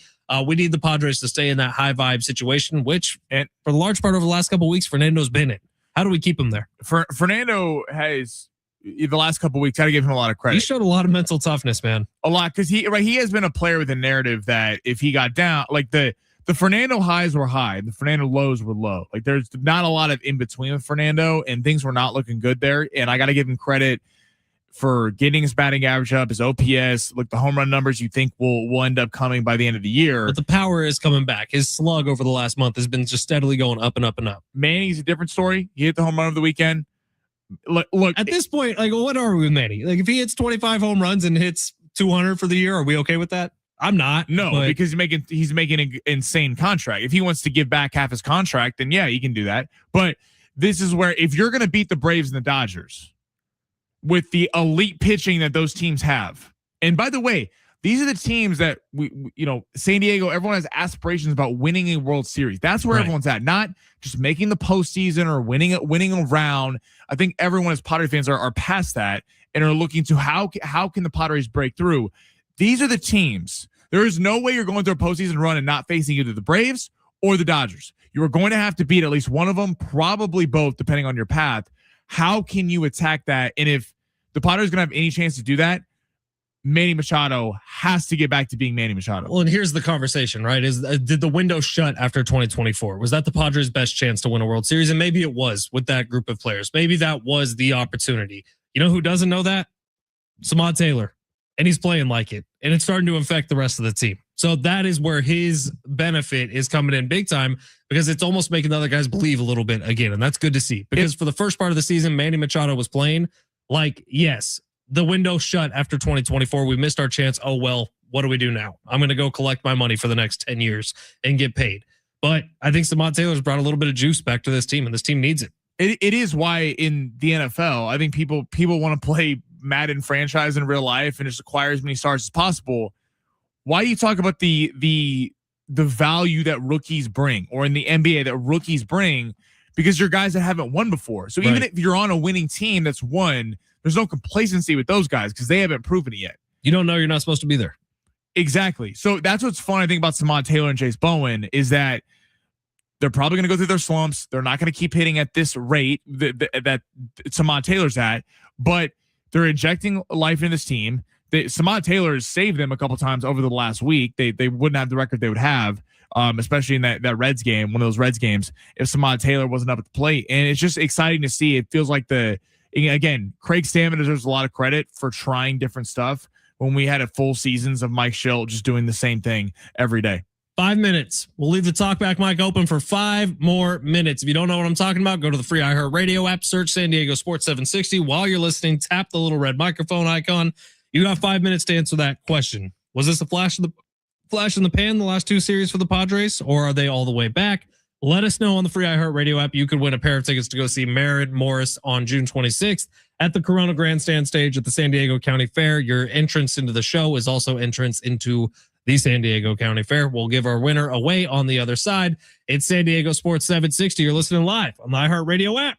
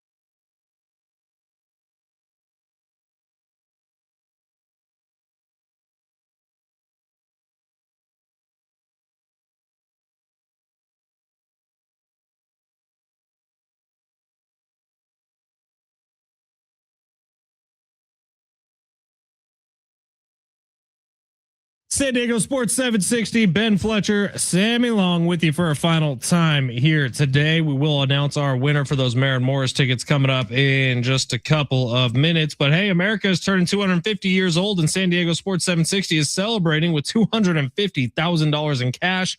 Listen for your chance to win $2,500 so you can take the ultimate American getaway and visit the states, cities, landmarks, and national parks that make our country amazing. Win your share of 250 grand. Just listen for the keyword, then enter it at sportssd.com. Your next chance to win coming up just after 2:00 here on San Diego Sports 760. That will be during the show. Going long with Sammy, you can win $2,500. What do we got going on with Sammy today? We got Chino Iglesias, hey, of course, coming back from his Hawaii trip, talking some hoops. I'm sure he's gonna have some spicy takes on Jalen Brunson and the Knicks. Must be nice. Is everyone on vacation? Rich was just on vacation. Everyone except Ben Fletcher and Sammy Long are on vacation. I mean, I booked a vacation. I'm going on vacation pretty soon here, but not till the end of July. Is June a popular month for vacation time? I guess kids getting out of school, probably. Chino has kids. Yeah, I think it was a graduation trip. Yeah, but I got Chino coming on. We got a lot to get into. A little Padres. We're going to get into the UFC. We're going to get into Team USA, the NBA, maybe some of the Giannis stuff. We got a lot to fit into in an hour. I don't think I'm done talking about the UFC from last night. No. Like start to finish, dude. That was such a fun event, man. And the fact that there were a lot of knockouts obviously helps it out. But I just think there were some great freaking fights, man. My head goes to the Sean O'Malley knockout as one of my highlights of the night. How about Bo Nickel not doing his usual wrestling thing, but instead going for the knockout? That was good for his career. That was great for his career. I think that fast tracks him into the conversation for a potential title fight down the line here. But Sean O'Malley's knockout with kind of a signature walk-off celebration. Who's better at that than him? Where he lands the punch and then immediately just turns around and Steph Curry's it. No one was happier than Dana White that Sean O'Malley won in that way. Right. Because it's been a while since he won like that. Like when he was coming up, his peak star power is when he knocked out Aljamain Sterling in Boston. And he hit the fadeaway. Hit the fadeaway. That was like, oh, the UFC has a new superstar on their hands. And because of the losses to Marab and some of the fights, it's been a little bit lackluster. But that was him fighting Petr Yan again, the rematch where a lot of people think Sean O'Malley shouldn't have won that fight 3 or 4 years ago for the title. That I hope that gets made next. That's a really fun fight. And then you had Alex Pereira moving up in weight class. So this is what I thought was the most interesting thing about this. The two biggest fights on this card were Alex Pereira and Cyril Gane and Ilya Topuria and Justin Gaethje. Now, what was interesting about both these fights is you had fighters moving up in weight classes to fight him. So Alex Pereira was a light heavyweight, moves up to heavyweight. I think for a chance of potentially Tom Aspinall or maybe in the UFC's wildest dreams, him and John Jones could fight, right? That's the plan moving forward. It's probably not going to happen now that Cyril Gane won that fight. But you look at that fight and it was obvious to me. And look, I don't claim to be a fight expert. I'm a fan who enjoys watching him. It was obvious to me that Cyril Gane punches harder than Alex Pereira does. In that fight, one of them, they both looked like heavyweights. Only one of them was punching like a heavyweight, and that was Cyril Gane. And we've seen this before in boxing in the UFC. Canelo Alvarez had a prime example of this. When he moved up to fight Dimitri Bivol, Canelo's punches usually have so much effect on all the fighters he's ever fought. He moved up to 175 from 168.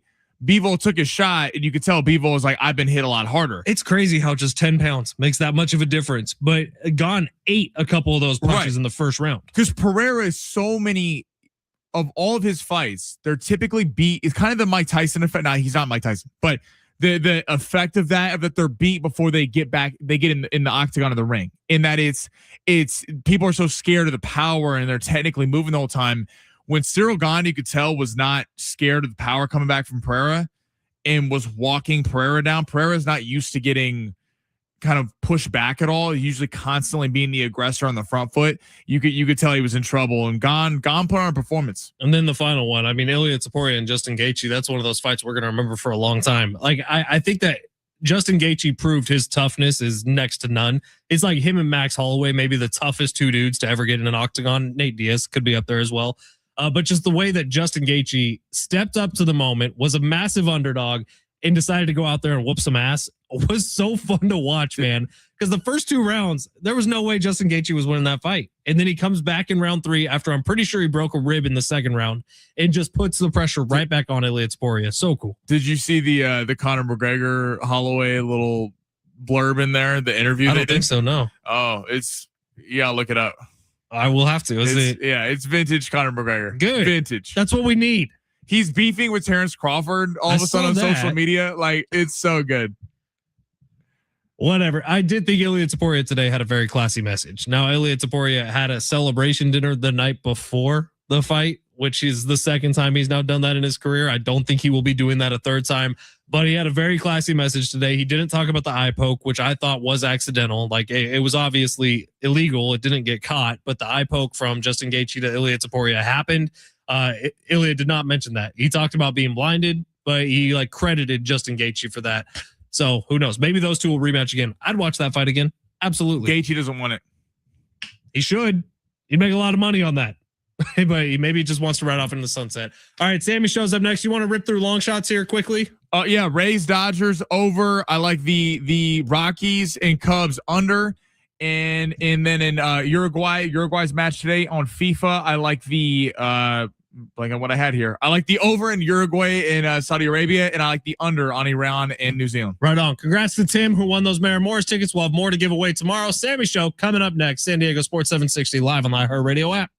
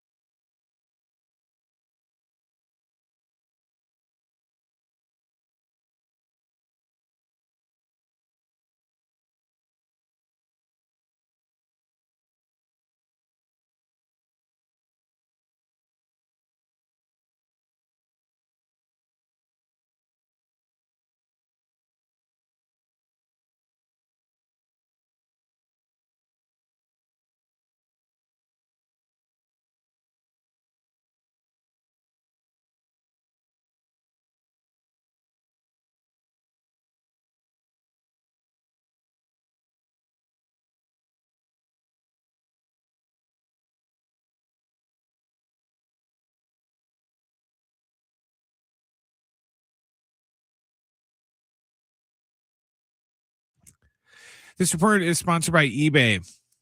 The Padres are in St. Louis getting ready for their series against the Cardinals this afternoon. It's going to be Wandy Peralta going for the Padres and Dustin May on the hill for the Cardinals.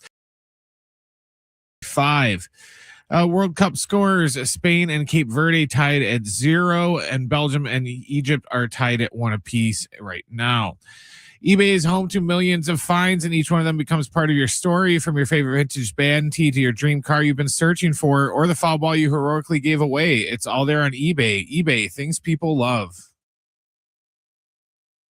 Going long with Sammy. That's going to be hot. In depth on the story of the day. Plus, it's warm in the hot seat. Now, it's Sammy Long. Where do we start? What a weekend in the sports world. I mean, Padres take 2-3 against Baltimore. The U.S. men's national team 4-1 on Friday, putting a whooping up on Paraguay. Of course, the New York Knicks win the NBA championship, and the Carolina Hurricanes win the Stanley Cup. So a lot to get to, and all the UFC fights yesterday. Appreciate you being with us. Shoot us a text if you want to chime in, 70470. Start your message with team, or shoot us a call, 877-767-4760. Chino Iglesias from Channel 933, back from Hawaii, suntan and all, for Monday at 2:30, back for his normal appointment. So excited to get to talk to him in about 30 minutes. We're gonna get to everything I just listed today, but we're gonna start with the Knicks. I mean, what a game. I think heading into that game 5, there was kind of this interesting narrative of how people felt about the game, because in game 4, you have the Knicks come back down 29, Spurs blow the lead. And I think there were kind of two schools of thought in that game 5. A, were the Spurs going to roll over the top of them because the Knicks were celebrating like they won the whole thing after game 4. And for a large portion of the series, the Spurs outplayed the Knicks. The Spurs led for 72% of the series. 72% of the series, the Spurs led, and they got beat in 5 games. That's how crazy it is. They had double-digit leads in every single game. They had fourth quarter leads with 2 minutes to go in the fourth quarter in every game.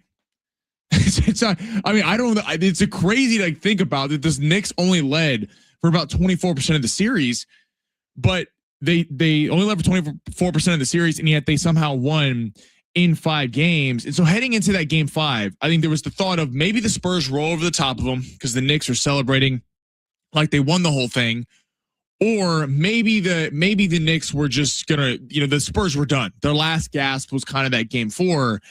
And for them to have the lead, look really good early, up 15-16 at one point, kind of feeling like, all right, this thing's going to go back for a game 6. And the Knicks are going to have all the pressure. For the Knicks to come through, Jalen Brunson with 45 points. And Jalen Brunson specifically has been a player that we have doubted left and right. I mean, this is a guy, the whole Knicks team has been doubted. Think, Jalen Brunson wasn't wanted by the Mavs.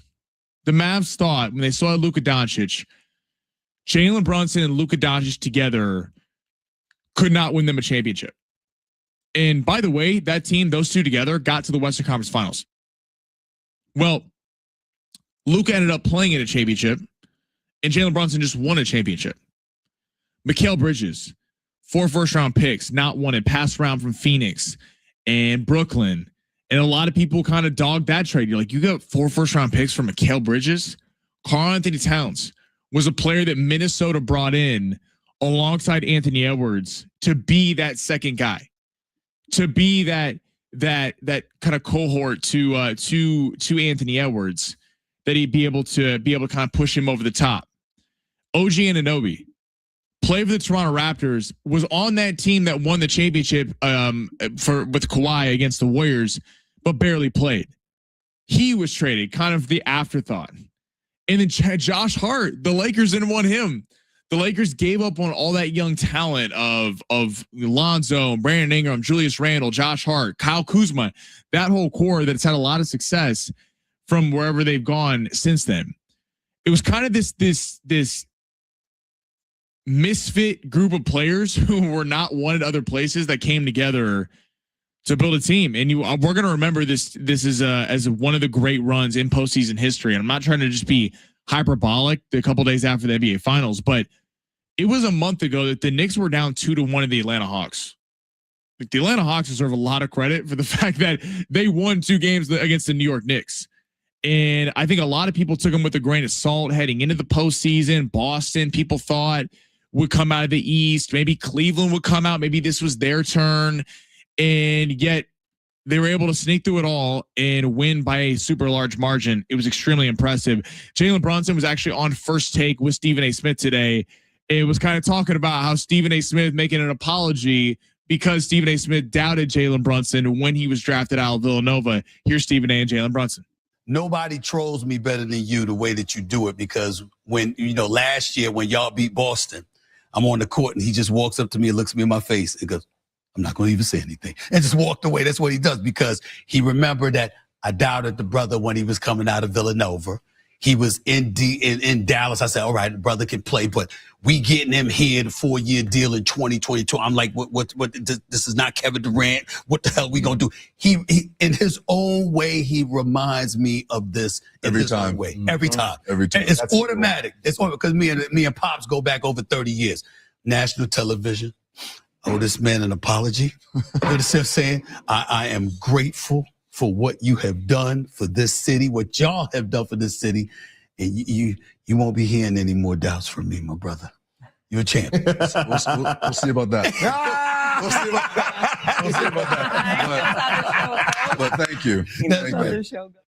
So Jalen Brunson said, we'll see about that. Guess what? They won the NBA Finals 2 days ago. ESPN Power Rankings next year. Early look ahead.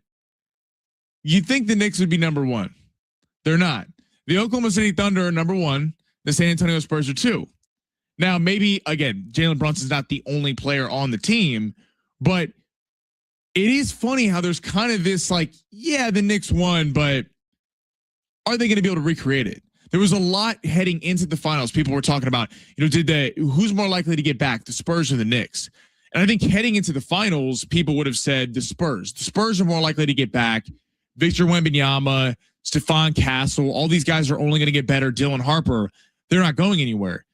Whereas today, I think you look at it and go, the New York Knicks are in the Eastern Conference. Yeah, Halliburton's going to be back next year for the Pacers. Boston, we thought was a better team, but they got taken out by Philly. Now, the Giannis situation, which we'll get into a little bit more this week, because it sounds like a deal is very imminent. Miami and Boston are very interested in Giannis and are kind of the 2 front runners right now for him. That could change things. If Giannis goes to Boston, they're going to be a favorite. I think him and Bam in Miami would certainly be interesting. But the Knicks, like they swept the Cavs, they swept the Sixers. You're not thinking that they're going to beat them. The Knicks do feel like they have a little bit of a runway here to keep getting back to the NBA Finals. On the Spurs side of things, the Spurs, yes, are only going to get better.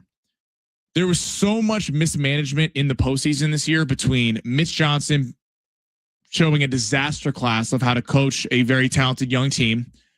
De'Aaron Fox was atrocious in this NBA Finals. I mean, really outside of game 2 where he had 20 points, critical turnovers, critical missed shots. Now, I know he was hurt for a large part of the postseason, but that can't happen when you're the veteran guy on the team. And Dylan Harper's going to get better. Wemby's going to get better. Wemby missed some big free throws in games 4 and 5 down the stretch. And I think if you get De'Aaron Fox out of the fold and it's more established that it's Dylan Harper and Stephon Castle running the show, they're going to be up there. But Oklahoma City, you figure, will be healthier next year. Jalen Williams was hurt for that series. AJ Mitchell got hurt in that series. Who knows what happens? The Lakers are a little bit of a wild card. Luka's going to be there. Sounds like they're trying to bring back Austin Reeves. Can they outfit the team? Are they interested in landing Giannis? Are they going to go get a Peyton Watson? What are the Lakers going to do with the Walters group? Can the Rockets get a point guard? Fred VanVleet's going to be back next year. Denver, not going anywhere. Jamal Murray and Nikola Jokic. So Anthony Edwards still playing for Minnesota. So where I think the Spurs have, look, if you're a Spurs fan, you're bummed out today, but the Spurs have so much young talent, you're going to be fine.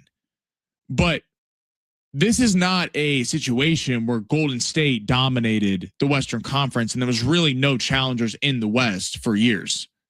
I mean, the Thunder and Spurs are going to be up there battling every year. And I firmly believe the Lakers are going to be in the picture, and Denver's not going anywhere. Minnesota, it's too talented of a conference. Hell, if LeBron goes to Golden State and they pair Jimmy Butler and Steph Curry and everyone up there, they're going to be interesting for 1 year. So I do feel like the Knicks have a little bit of a runway where I don't know I can say the same. I think the Spurs have a runway, but this whole thought process of, well, they're just going to be in every NBA finals for the next few years, I disagree. I don't think that's the case. All right, on the other side, a massive UFC fight at the White House yesterday. Huge upset in the main event. We're going to get into that. Plus, have the Padres turned the corner in the last week, or are they beating up on bad teams? We got that all covered coming up next. Chino Iglesias in about 15 minutes. Stay tuned for that. Going long, San Diego Sports 760 live on the iHeartRadio app.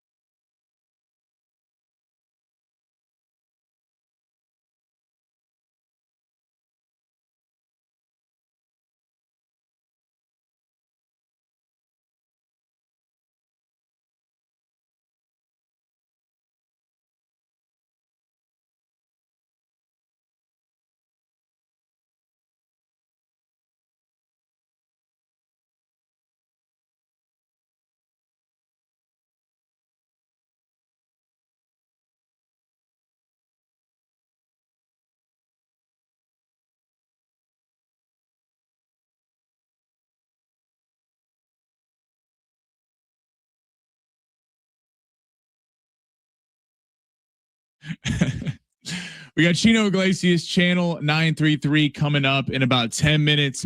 But our iHeartRadio Music Festival is back. Live performances, but the Goo Goo Dolls, Kenny Chesney, Lainey Wilson, Snoop, Weezer, and more September 18th and 19th at T-Mobile Arena in Vegas. 2 nights, 1 stage. Now's your chance to buy tickets at AXS.com. Get them now before they sell out.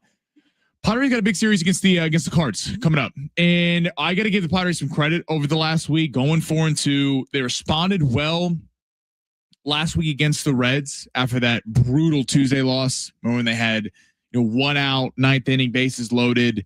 Machado doesn't come through even with the sac fly. Able to win on Wednesday. Friday, rough game out in Baltimore. You respond with Saturday and Sunday. That was impressive.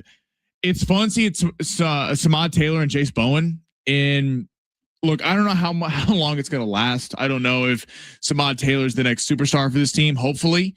But the one thing I can say is it's fun watching this team with some life. Like, I'd much rather watch Samad Taylor and Jace Bowen play versus some of the veterans on this team, where it just feels like there's not a lot going on there. And if we want to get really in the nitty gritty, we're going to know if this team is buyers or sellers over the next month. And I'll tell you why in a second. But if they are buyers, you want Samad Taylor and Jace Bowen playing because you want these guys showcased. So if you're looking for a massive offer for a Tarek Skubal, and obviously a lot more is going to have to get into that, or wherever you're trying to go after, get a big time hitter, playing the young guys and getting some buzz around them in Major League Baseball is not a bad thing. AJ Preller is smart in that regard to get these guys up on the major league level.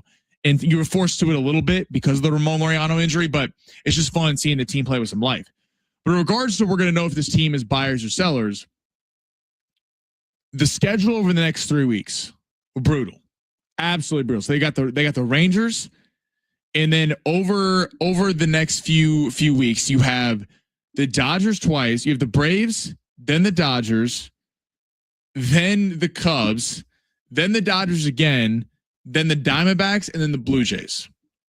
So this is where over the last week you beat up on, like, the Reds bullpen is atrocious. They're missing Ellie De La Cruz. I'm not taking anything away from the Padres. It was good that they won the series, but there's some flaws there.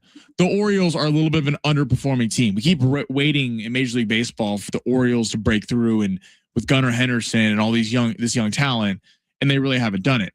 Well, now you're facing a St. Louis team who's number 1 in the NL wild card tonight over a 3-game set at home. Now they beat you in Petco Park over 3 games, 2-3. And the big kind of the X factor of this St. Louis team is their starting pitching. Dustin May is going tonight. He almost had a no-hitter a couple weeks ago. Can be prone to the long ball at times, but this is where the Samad Taylor, the Jace Bowens are great. And we got to give Fernando Tatis a lot of love because what he's been doing recently, batting average back up there in the low 280s, OPS creeping up to 700. Look, has it always been pretty with the kind of bloop hits? No, but at least he's getting on base. Manny Machado hit the home run over the weekend. That's great. Need to see more from Manny. Because if this schedule of at St. Louis, Texas, Atlanta, LA, Chicago, LA, and Arizona, and Toronto, if you're going to have a decent record at July 12th, when Toronto, the last game against Toronto, Manny Machado is going to have to be a star. End of story. Samad Taylor and Jace Bowen can get you only so far. And we've seen some cracks in the starting pitching a little bit recently. I'm not going to come on here and bash the starting pitching because starting pitching has held them down despite injuries for a large portion of this year. And the fact that the Padres had the record they did through the first 6 weeks to 8 weeks is completely due to the starting pitching. Griffin Canning has not had his best stuff. Walker Buehler's been fantastic. What AJ Preller saw in him, good seeing Walker Buehler play really well. You wondered what he had after his time with the Dodgers, gave up on him, and the Red Sox and the Phillies. But there's been something there for San Diego. Now, with the Joe Musgrove, Nick Pivetta injuries, we don't know. So that you've been reaching deep into the starting rotation to have some success. We're going to see, though, if this team is in contention. Because you're playing the Braves, Dodgers, and then even the Cubs in Arizona in there for the wild card picture. But take the Braves and the Dodgers themselves. Those are the 2 teams you're going to have to beat if you want to get to a World Series. and probably both of them, at least one of those. You're not getting through the NL without above those teams. So those are the two best teams in baseball through this year. And the Dodgers being back-to-back World Series champs, and Atlanta looks like they're back to right where they were despite a down year last year. So if the Padres are going to be buyers or sellers, if AJ Preller is going to convince new management to part with Ethan Salas, to part with a Samad Taylor, to part with Schoolcraft, the pitcher who's been playing well in the minors, the Padres are going to have to show something besides beating the Reds and the Orioles. If they have a good record against the Dodgers over 7 games, or the Diamondbacks or the Braves, then you start having a conversation of maybe it was a little bit of a slump the last month. But outside of that, if the Padres don't show it against upper tier NL teams, it's hard to think this team is a buyer. So the Padres could really be buried in 3 weeks, or they could be right back on track and talking about what they're going to acquire at the trade deadline. So it's very important the next 3 weeks to a month. Excited to see what the Padres can bring to the table. And it starts tonight because the Cardinals have really good starting pitching, and the Padres have not been able to hit starting pitching very well this year. We'll see if they can turn it around and win a series. All right, the UFC, what a card yesterday, regardless of what you think about it being on the White House lawn. I wasn't a fan of the White House lawn personally, regardless of who was in office originally, but in terms of the fights itself, I mean, it was great. Every fight ended in a knockout. The main event in Topuria and Justin Gaethje was unreal. And Justin Gaethje, I was surprised how Ilia Topuria, being the guy that was 17-0, the 6-1, 7-1 favorite coming into the fight, looked way calmer in the octagon. In that Ilia Topuria comes out and is constantly throwing his right hand. You could tell that this is where pre-fight buildup really actually matters come fight time, because Justin Gaethje and Ilia Topuria went back and forth, left and right, in the week leading up, and how they don't like each other.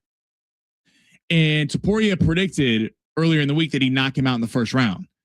And you could tell he was headhunting the entire time that first round. And Justin Gaethje came out and was jab, boring, but just throwing punches, scoring and landing shots. And then in that second round, you see Topuria come out, land some huge body shots. And this is where I'm thinking, watching the fight, I'm like, oh, Gaethje's gonna go down later. Because if you're not a big boxing or UFC fan, the whole point of going to the body in body work and body shots is breaking you down for later. Because guys can take Triple G in boxing, could take headshots all day because he just wasn't going to go down. There's a point where you get hit in the stomach or the ribs too many times where your body literally cannot take it. And Topuria finally went to that in the second round. And I thought this was going to pay dividends later.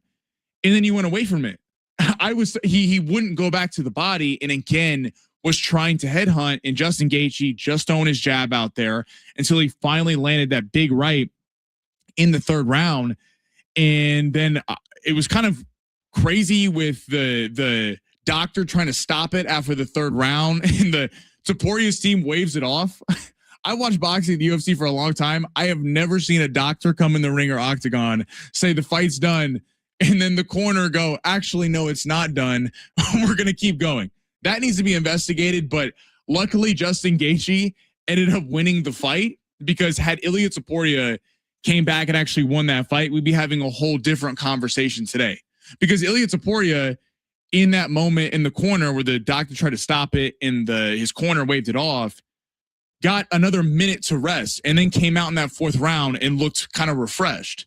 So if I was Justin Gaethje and his team, I'd be losing my mind right now. Like, how did you get 2 minutes to recover? That's not how fighting works. But overall, it was a fun card to watch from a fan perspective. Sugar Sean O'Malley got back in the win column, massive KO. Pereira didn't look like he could handle the heavyweight, the punching power of Cyril Gane. It was definitely a showcase for the UFC. He was trying to find its next star, because boxing has stars. We don't always get the fights we want to see, but boxing has stars. UFC gives us the fights we want to see, but not always the superstar, because Conor McGregor is certainly getting up there in age and guys like that. But was a fun night of fighting, and we'll see where it goes from here. Chino Iglesias on the other side, fresh from his Hawaii trip, tan and all, ready to give us a breakdown, plus look around the sports world. That's next. Going along, San Diego Sports 760, live on the iHeartRadio app.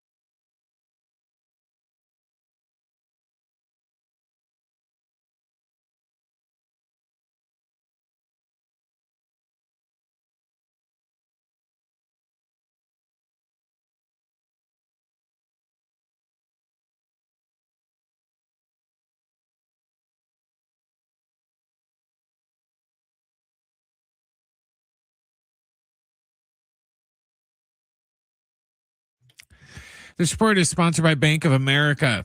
The Padres are in St. Louis getting set for their series against the Cardinals. It's going to be Wandy Peralta going against Dustin May. First pitch is set for 4:45. Got a couple World Cup finals for you. Spain and Cape Verde tied at 0-0, and Belgium and Egypt also tied at 1 apiece. Bank of America is sponsor of the FIFA World Cup 2026, dedicated to offering solutions to help businesses meet their goals locally and globally. More at bankofamerica.com/game changers.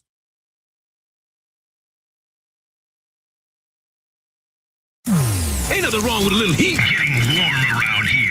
Light the fires, Big Daddy. Who's next in the hot seat? Ain't nothing wrong with a little heat. Ain't nothing wrong. Okay, you know what? What up, Chino bro? Iglesias, by the way, channel 933. You guys Yes, all sir. know who he is. Most famous man in San Diego. Stop it. They every time that plays now, Ain't nothing wrong with a little heat. before It's my interviews, favorite. I think of you and it makes me laugh. It is so funny. Whoever put that together, that makes my day. Shout out to CJ Newton. There it is.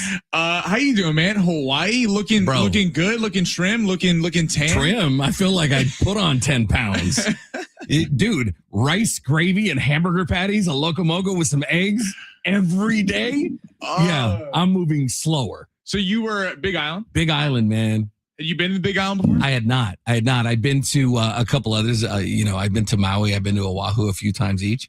And this is the first time with some family, friends, or friends that are family, Your right? son graduated high school, so congrats to him. Thank congrats you. Thank to you. Yeah, he's and today was his first day of summer school. Like he's at it, Wait, hold on. He's doing classes a week after graduating high school a week after, yeah.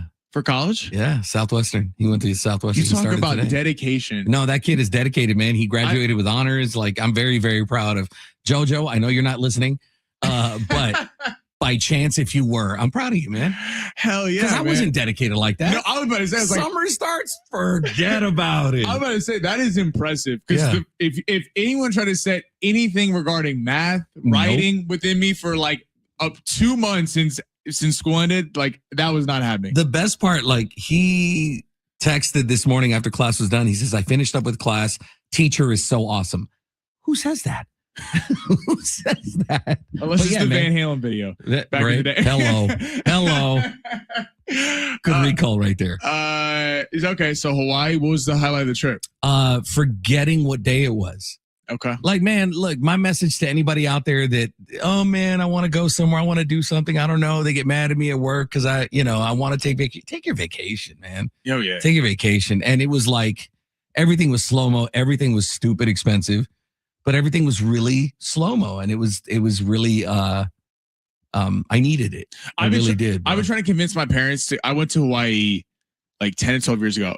Everyone was talking about a family trip. I keep being the only person throwing out Hawaii.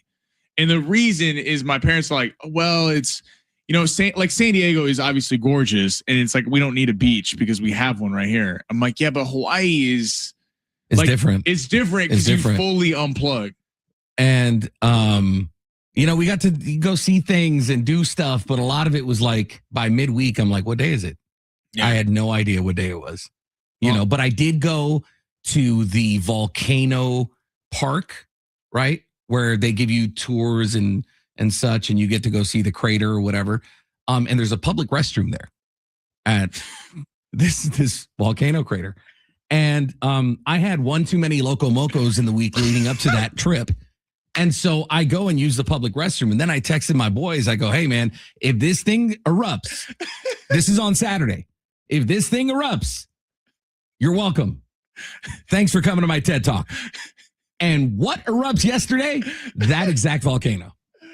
Round of applause. Round of for applause. Chino. Just setting up Doing work. Volcanic. There were 2 volcanic eruptions over the weekend.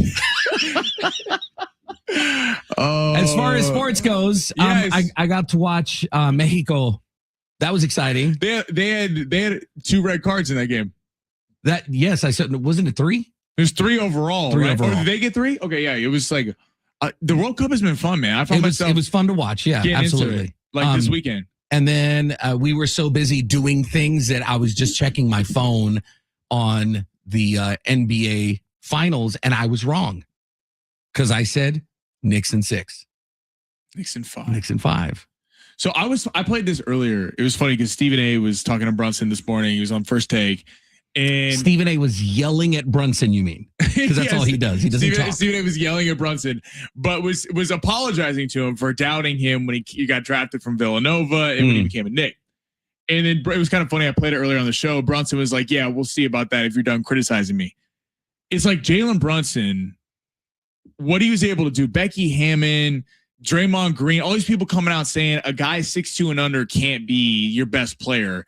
And all this guy does, 45 points in a closeout game on the road, down 13 in the third quarter. And it's like, is Jalen Brunson the face of the NBA? Not the face of the NBA, but if anything, that guy has really proven to everyone, especially the management and ownership at the Dallas Mavericks organization, shows how dumb they are. Yeah. Like, Brunson is going to be here for a minute. You know, I'm sure that lineage, his dad is proud. And he's never going to have to pay for a meal in New York City ever again. Not the face of the NBA, though. Like, he'll be the face of the Eastern Conference for a minute if he continues playing at that level. So I'm with you on that point of that. The Knicks, like the Mavericks got to be like, what are we doing? I mean, I know you got Cooper Flag, but Luka has been to a finals. Jalen Brunson won an NBA finals, and you said that both of them couldn't win, couldn't be the best player on a team. Well, Jalen Brunson just did it, and I don't doubt that Luka Doncic can't be the best player on a championship winning team. It's about those who are around him. In regards to the face of the NBA, it is like Jalen Brunson doesn't come to your mind in terms of he might be the hairline of the NBA. And that's the hairline of the NBA. But like if you're Brunson, like what defines the face of the NBA to you? Because to me, it's like Anthony Edwards is fun to watch. Yeah. And that if you're like, I got to go see one player, Anthony Edwards. Wemby is freakishly tall, 7'4" in his handles. Luka's offensive game is personally the most exciting to watch in the NBA. Jalen Brunson is just a very good player, but you could also make the argument that because of Jalen Brunson's size and what he's able to do, despite being shorter than 6'2", is pretty amazing. I think what we're going to see is this development of Wemby, and if they can add a 4 to that Spurs team, like a really solid 4, then Wemby becomes the guy. The face. Right? I feel like that's where we're headed.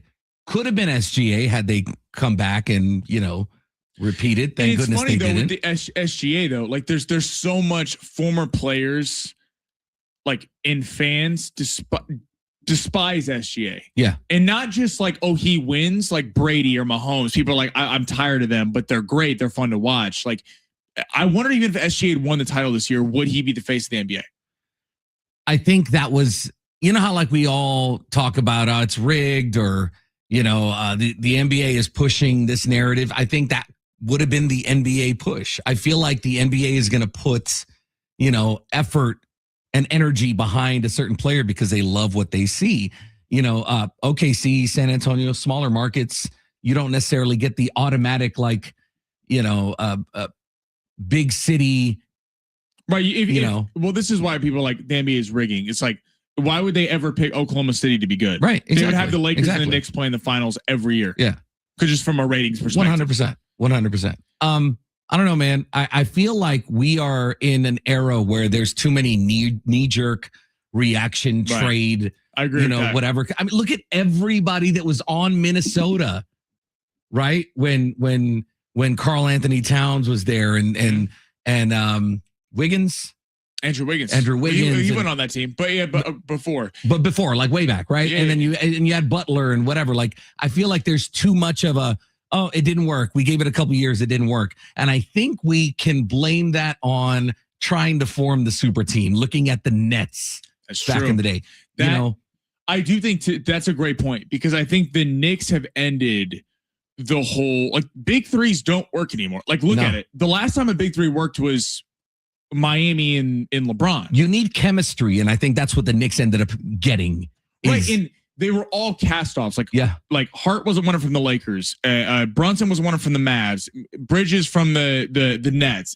Anunoby from the Raptors. Karl Anthony Towns from Minnesota. It's like they built through scraps, other team scraps, that they were able to get and build this team. It's like, right, the Knicks are still not the title favorites for next year, like opening up, because people I think on paper go, well, wait, they don't have like littered with stars. They're just littered with very talented players. Good coaching. Great coach. Happy for Mike Brown, by the way. Mike Brown, 100% happy for that guy. I remember when I was in the Bay Area and he was, assistant coach there to the Warriors and stuff. And to me, seeing him succeed was everything, right? If you're an old school NBA fan, you see somebody go, I just want them in the right situation, right? Look at a Jason Kidd or whoever, you see them in the right situation. They're able to pull it off.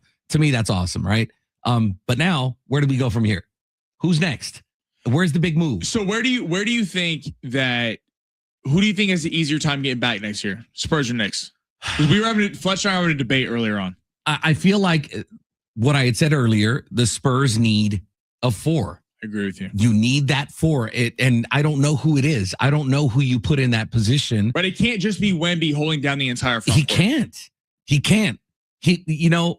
I don't want to say he was exposed, but he was stretched too thin. Yes, that's a great way to put it, because he also doesn't play like a traditional big. No. He wants to be a hybrid. I'm just a great scorer. He's not a Shaq bruiser, where Shaq didn't need anybody else to hold on the front court. Shaq could do it himself. He really, most effective, would have a big alongside him that's handling the rebounding and kind of the basic duties of a traditional big. Silver Spoon Sammy, when is the last time you had a good laugh? A few minutes ago with your volcanic eruption. Listen, go back and listen to the audio of Karl Anthony Towns in the background of the championship and MVP trophy presentations. You hear all this in the background, like constantly, dude. It's so funny. It is so funny. But I want to give Cat, his props too, because this was a team effort. It really was a team effort for them to be able to pull that off. But do yourself a favor, go back and just listen. Just listen for Karl Anthony Towns' voice. 15 minutes. That's getting pulled up. Chino, you're the best. We're glad to have you back stateside. Channel 933 coming up in about 15 minutes. Sir. Make sure to listen to him. After all that, on John Schaefer, Alan Sleewa crossover on the other side. Stay tuned. Going long. San Diego Sports 760 live on the iHeartRadio app.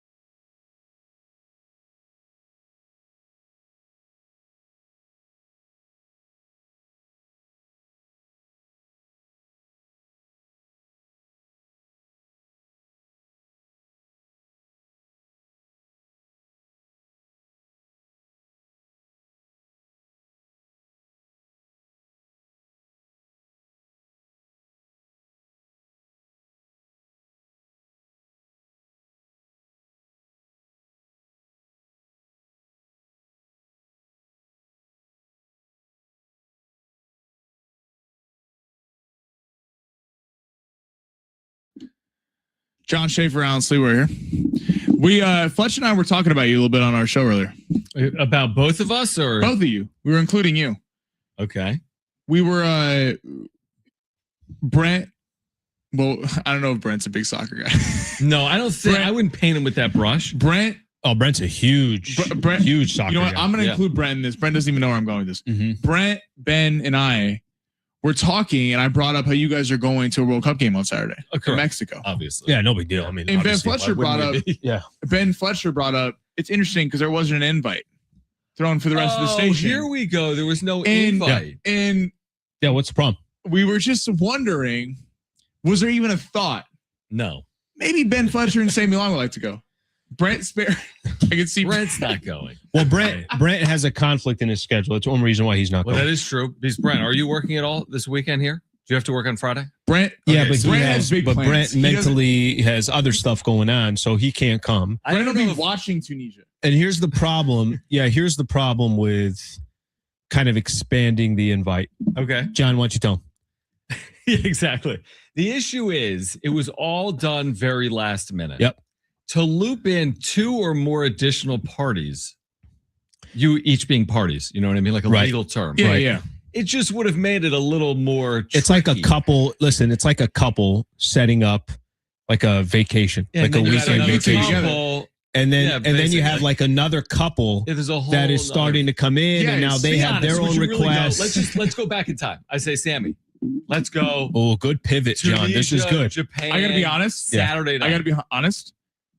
I'm going to Palm Springs this weekend. So no. Oh. But if I was not going to Palm Springs this weekend, you'd be interested. I would have. You know what's interesting? You know what I find interesting about this is you're going to Palm Springs this weekend. Where was the invite? I wasn't told anything.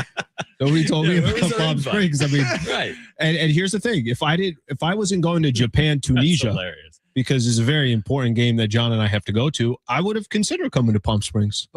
By the way, a couple of things. First of all, let's not bury the lead. Sammy, happy birthday Saturday. I appreciate that. I meant to text you. You're fine. But we talked on Friday. So it's like, there's no need then. No joke. I'm driving on Saturday. I'm like, I need to text Sammy. That was the only time I thought about it. And I was driving. And I didn't want to text you when I was driving. I'm not hurt at all by that. You're okay what with I'm it? hurt is that Ben Fletcher and I weren't invited to Monterey. Dude, did you see the more important news? Did you see what happened with Tunisia? So we're going to see Japan and Tunisia Saturday night. Yes, I did see. In Monterey, Mexico. They lose. Brent's looking at me quizzically. They lose their first World Cup match. They fire their manager. He's gone. Wait, they fired him? Yes, Yeah, he's one gone. World Cup game in. I love this guy is out. So who's in? You want to Get know? You want to know how we're leading our show? Obviously, Tunisia's head coach Where gone. did you turn? Did you go to Mike Brown in this spot? Mike Brown. Thibodeau's available. He only plays 7 guys though. Yeah, exactly. He only plays 11. Subs are not coming in. Go Schilt. I love it. Schilt. Get Mike Schilt. By the way, Japan 2-2 draw against Netherlands the other day, late goal. And did you see they went viral because Japan in the locker room after they do? They stayed back and cleaned. They cleaned the locker room. It was spotless. And then the Japanese fans were in the. Oh, they were cleaning the stands. They were cleaning the stands. Do you remember that story I told you? I don't even know if actually, if we talk. Remember I told you I went to the Tokyo Dome? Yes. Goes 12 innings, nobody scores, and the game was over, and I had no idea the game was done. Right? The moment that the game ended at the Tokyo Dome, 12th inning, everybody all of a sudden, it's like cleanup time. Everybody's like, hey. Everyone's picking up their trash. By the way, they also got like bags. I don't even know if they brought the bag themselves or they got it when they went and paid for whatever it was. All of a sudden, everyone's just cleaning up. And of course, you bet your ass I cleaned up my portion as well. What? Did you have some messy nachos that you? What no, were you making a mess? Well, no, I wasn't making a mess. Did you have peanuts? I did have peanuts. Oh, it probably took forever to clean. Yeah, no, where you get a broom bag. and you're sweeping it? I was putting everything in the bag as I was eating. Why is it that everyone is content to clean their like area at the Tokyo Dome and I can't get my 7-year-old to clean his room? It's like his toys. Because Jones took him out. What a great society. Seriously, what a great society. That's unbelievable. That is amazing. That's a great story of Japan cleaning up their locker room. Like, yeah, this is how we do it where we're from. And us idiot Americans. So do I need to clean up my area Saturday night, or am I good because other people are going to clean up for me? You're in Monterey. Now that I know there's going to be people to help with the cleaning situation. That wasn't the angle, bro. That wasn't the angle. You guys. So we need a video of you guys cleaning up your section. Oh, yeah. Do you think the Tunisia fans are going to bring the same kind of brother? cleanliness? Listen, I don't think you remember. I don't think you remember what we just said in regards to they just lost their head coach. It's mayhem in Tunisia. They're right not now. picking up their peanuts. Seriously. I promise you that. When I say Tunisia, because I mean, I'm like a global traveler. Honestly, I've been to a lot of places. Middle East, Africa. Tunisia. I'm thinking Brent's Africa. hitting us with a yes. Is it Northern Africa? Where are we at, Look Brent? it up. Near Morocco area? I don't know. Okay, I don't know. See that. Is it out I there? can see that. Let's see. Good question. Like where? By is the it? way, But I do think it's Middle East-ish. Ish. Yeah. Ish. who are you rooting for? That's a personal. You know, and a lot of this depends on after the first hydration break how I'm feeling. You know what I mean? Hydration break. So are you guys just going to go with whoever's winning? Okay, so by the way, Japan's gonna win. I think they're gonna. Tunisia I need didn't to see look some good. odds on okay, this so game, it's in northern Africa. Yeah, northeast Japan? Africa, between Libya and Algeria. Wow. Yeah, Japan, Tunisia odds. it's gotta be Japan, all Japan. Japan is minus 145 on the money That's line. not There you that go. crazy. Minus 145. That's not nuts. Tunisia's plus 450. A draw What's that? plus 275. Who's starting for Tunisia? Is it going to be Snell? Because I haven't seen the pitching matchup. Musgrove's actually making his debut down there. Yep. That's how they're gonna. Dude, do how it. about? Did you see this real quick? So Spain ties Cape Verde. Yeah, we were watching the whole game. And it's like Cape Verde's first ever World Cup match. I mean, this is basically Chaminade, against Virginia. the number, basically the number one seed. I Yep. think it's Chaminade, Virginia, except it was a tie. But to me, a tie is a loss for Spain. There was a better. Did you see this? $1 million to win $80,000 roughly. Unreal. Just needed to win $1 million ticket. Clear, easy money, right? Easy money. Lost $1 million. Could have won 80, I think. 80,000. 80K. It's not. I mean, you're trying to turn 80K on $1 million. Did you see Lost a mil. that the Cape Verde Is it Verde or Verde? Ben was Like the clowning me color on this. green. I said Verde, and then Ben was clowning me. But what is Ben Fletcher? Ben Fletcher doesn't know. So they the net worth of the team of the contracts for Cape Verde is $55 million. That's what the total team makes. Sounds like a good amount of money. Sounds like a great amount. Do you of want to money. guess what Spain's is? Oh my gosh, with their players like Yamal or whatever, is it in the billions? 1.2 bill over. They defer a lot of it, so it's a lot of it's They got deferrals. $1 billion on a roster of like 20 dudes. In Spain, Brother, most Spain, of the team. like this I is know. life for these Yeah. European countries. This is life. Dude, how good of a result? Like Cape Verde should have like the day off of school tomorrow, right? Public schools closed. Public schools closed. Public parking should be free all week. Yes. All week, public Speaking of parking which- is free. Speaking of which, where is Cape Verde? First off, I lost a bet. I bet on Ecuador this weekend to beat Ivory Coast. A mil? So furious that I lost to a country. If you had a gun in my head, had no idea where it was on a map. Zero clue in the Ivory Coast. We're learning a lot geographically. This is a good World little Cup. history lesson. By the way, but I'm feeling the world. I love this. Just It's been great. games on all the time. This is US great. This is 4-1? great. What Yeah, you they got coming on the flexed. show today? Geography. And Kevin Acey at 3:30. Plus, Yep. we're talking some Knicks title at 4:30 with New Jeff York Hortis from Post. the New York Yep. Post. Ask Kevin Acey if he knows these countries. Play a little game with him. Or maybe we'll do that tomorrow. I'm sure he'll love that. All right, coming up next, Schaefer and Sliwa on the other side. I'll be back tomorrow at 12. See everybody then.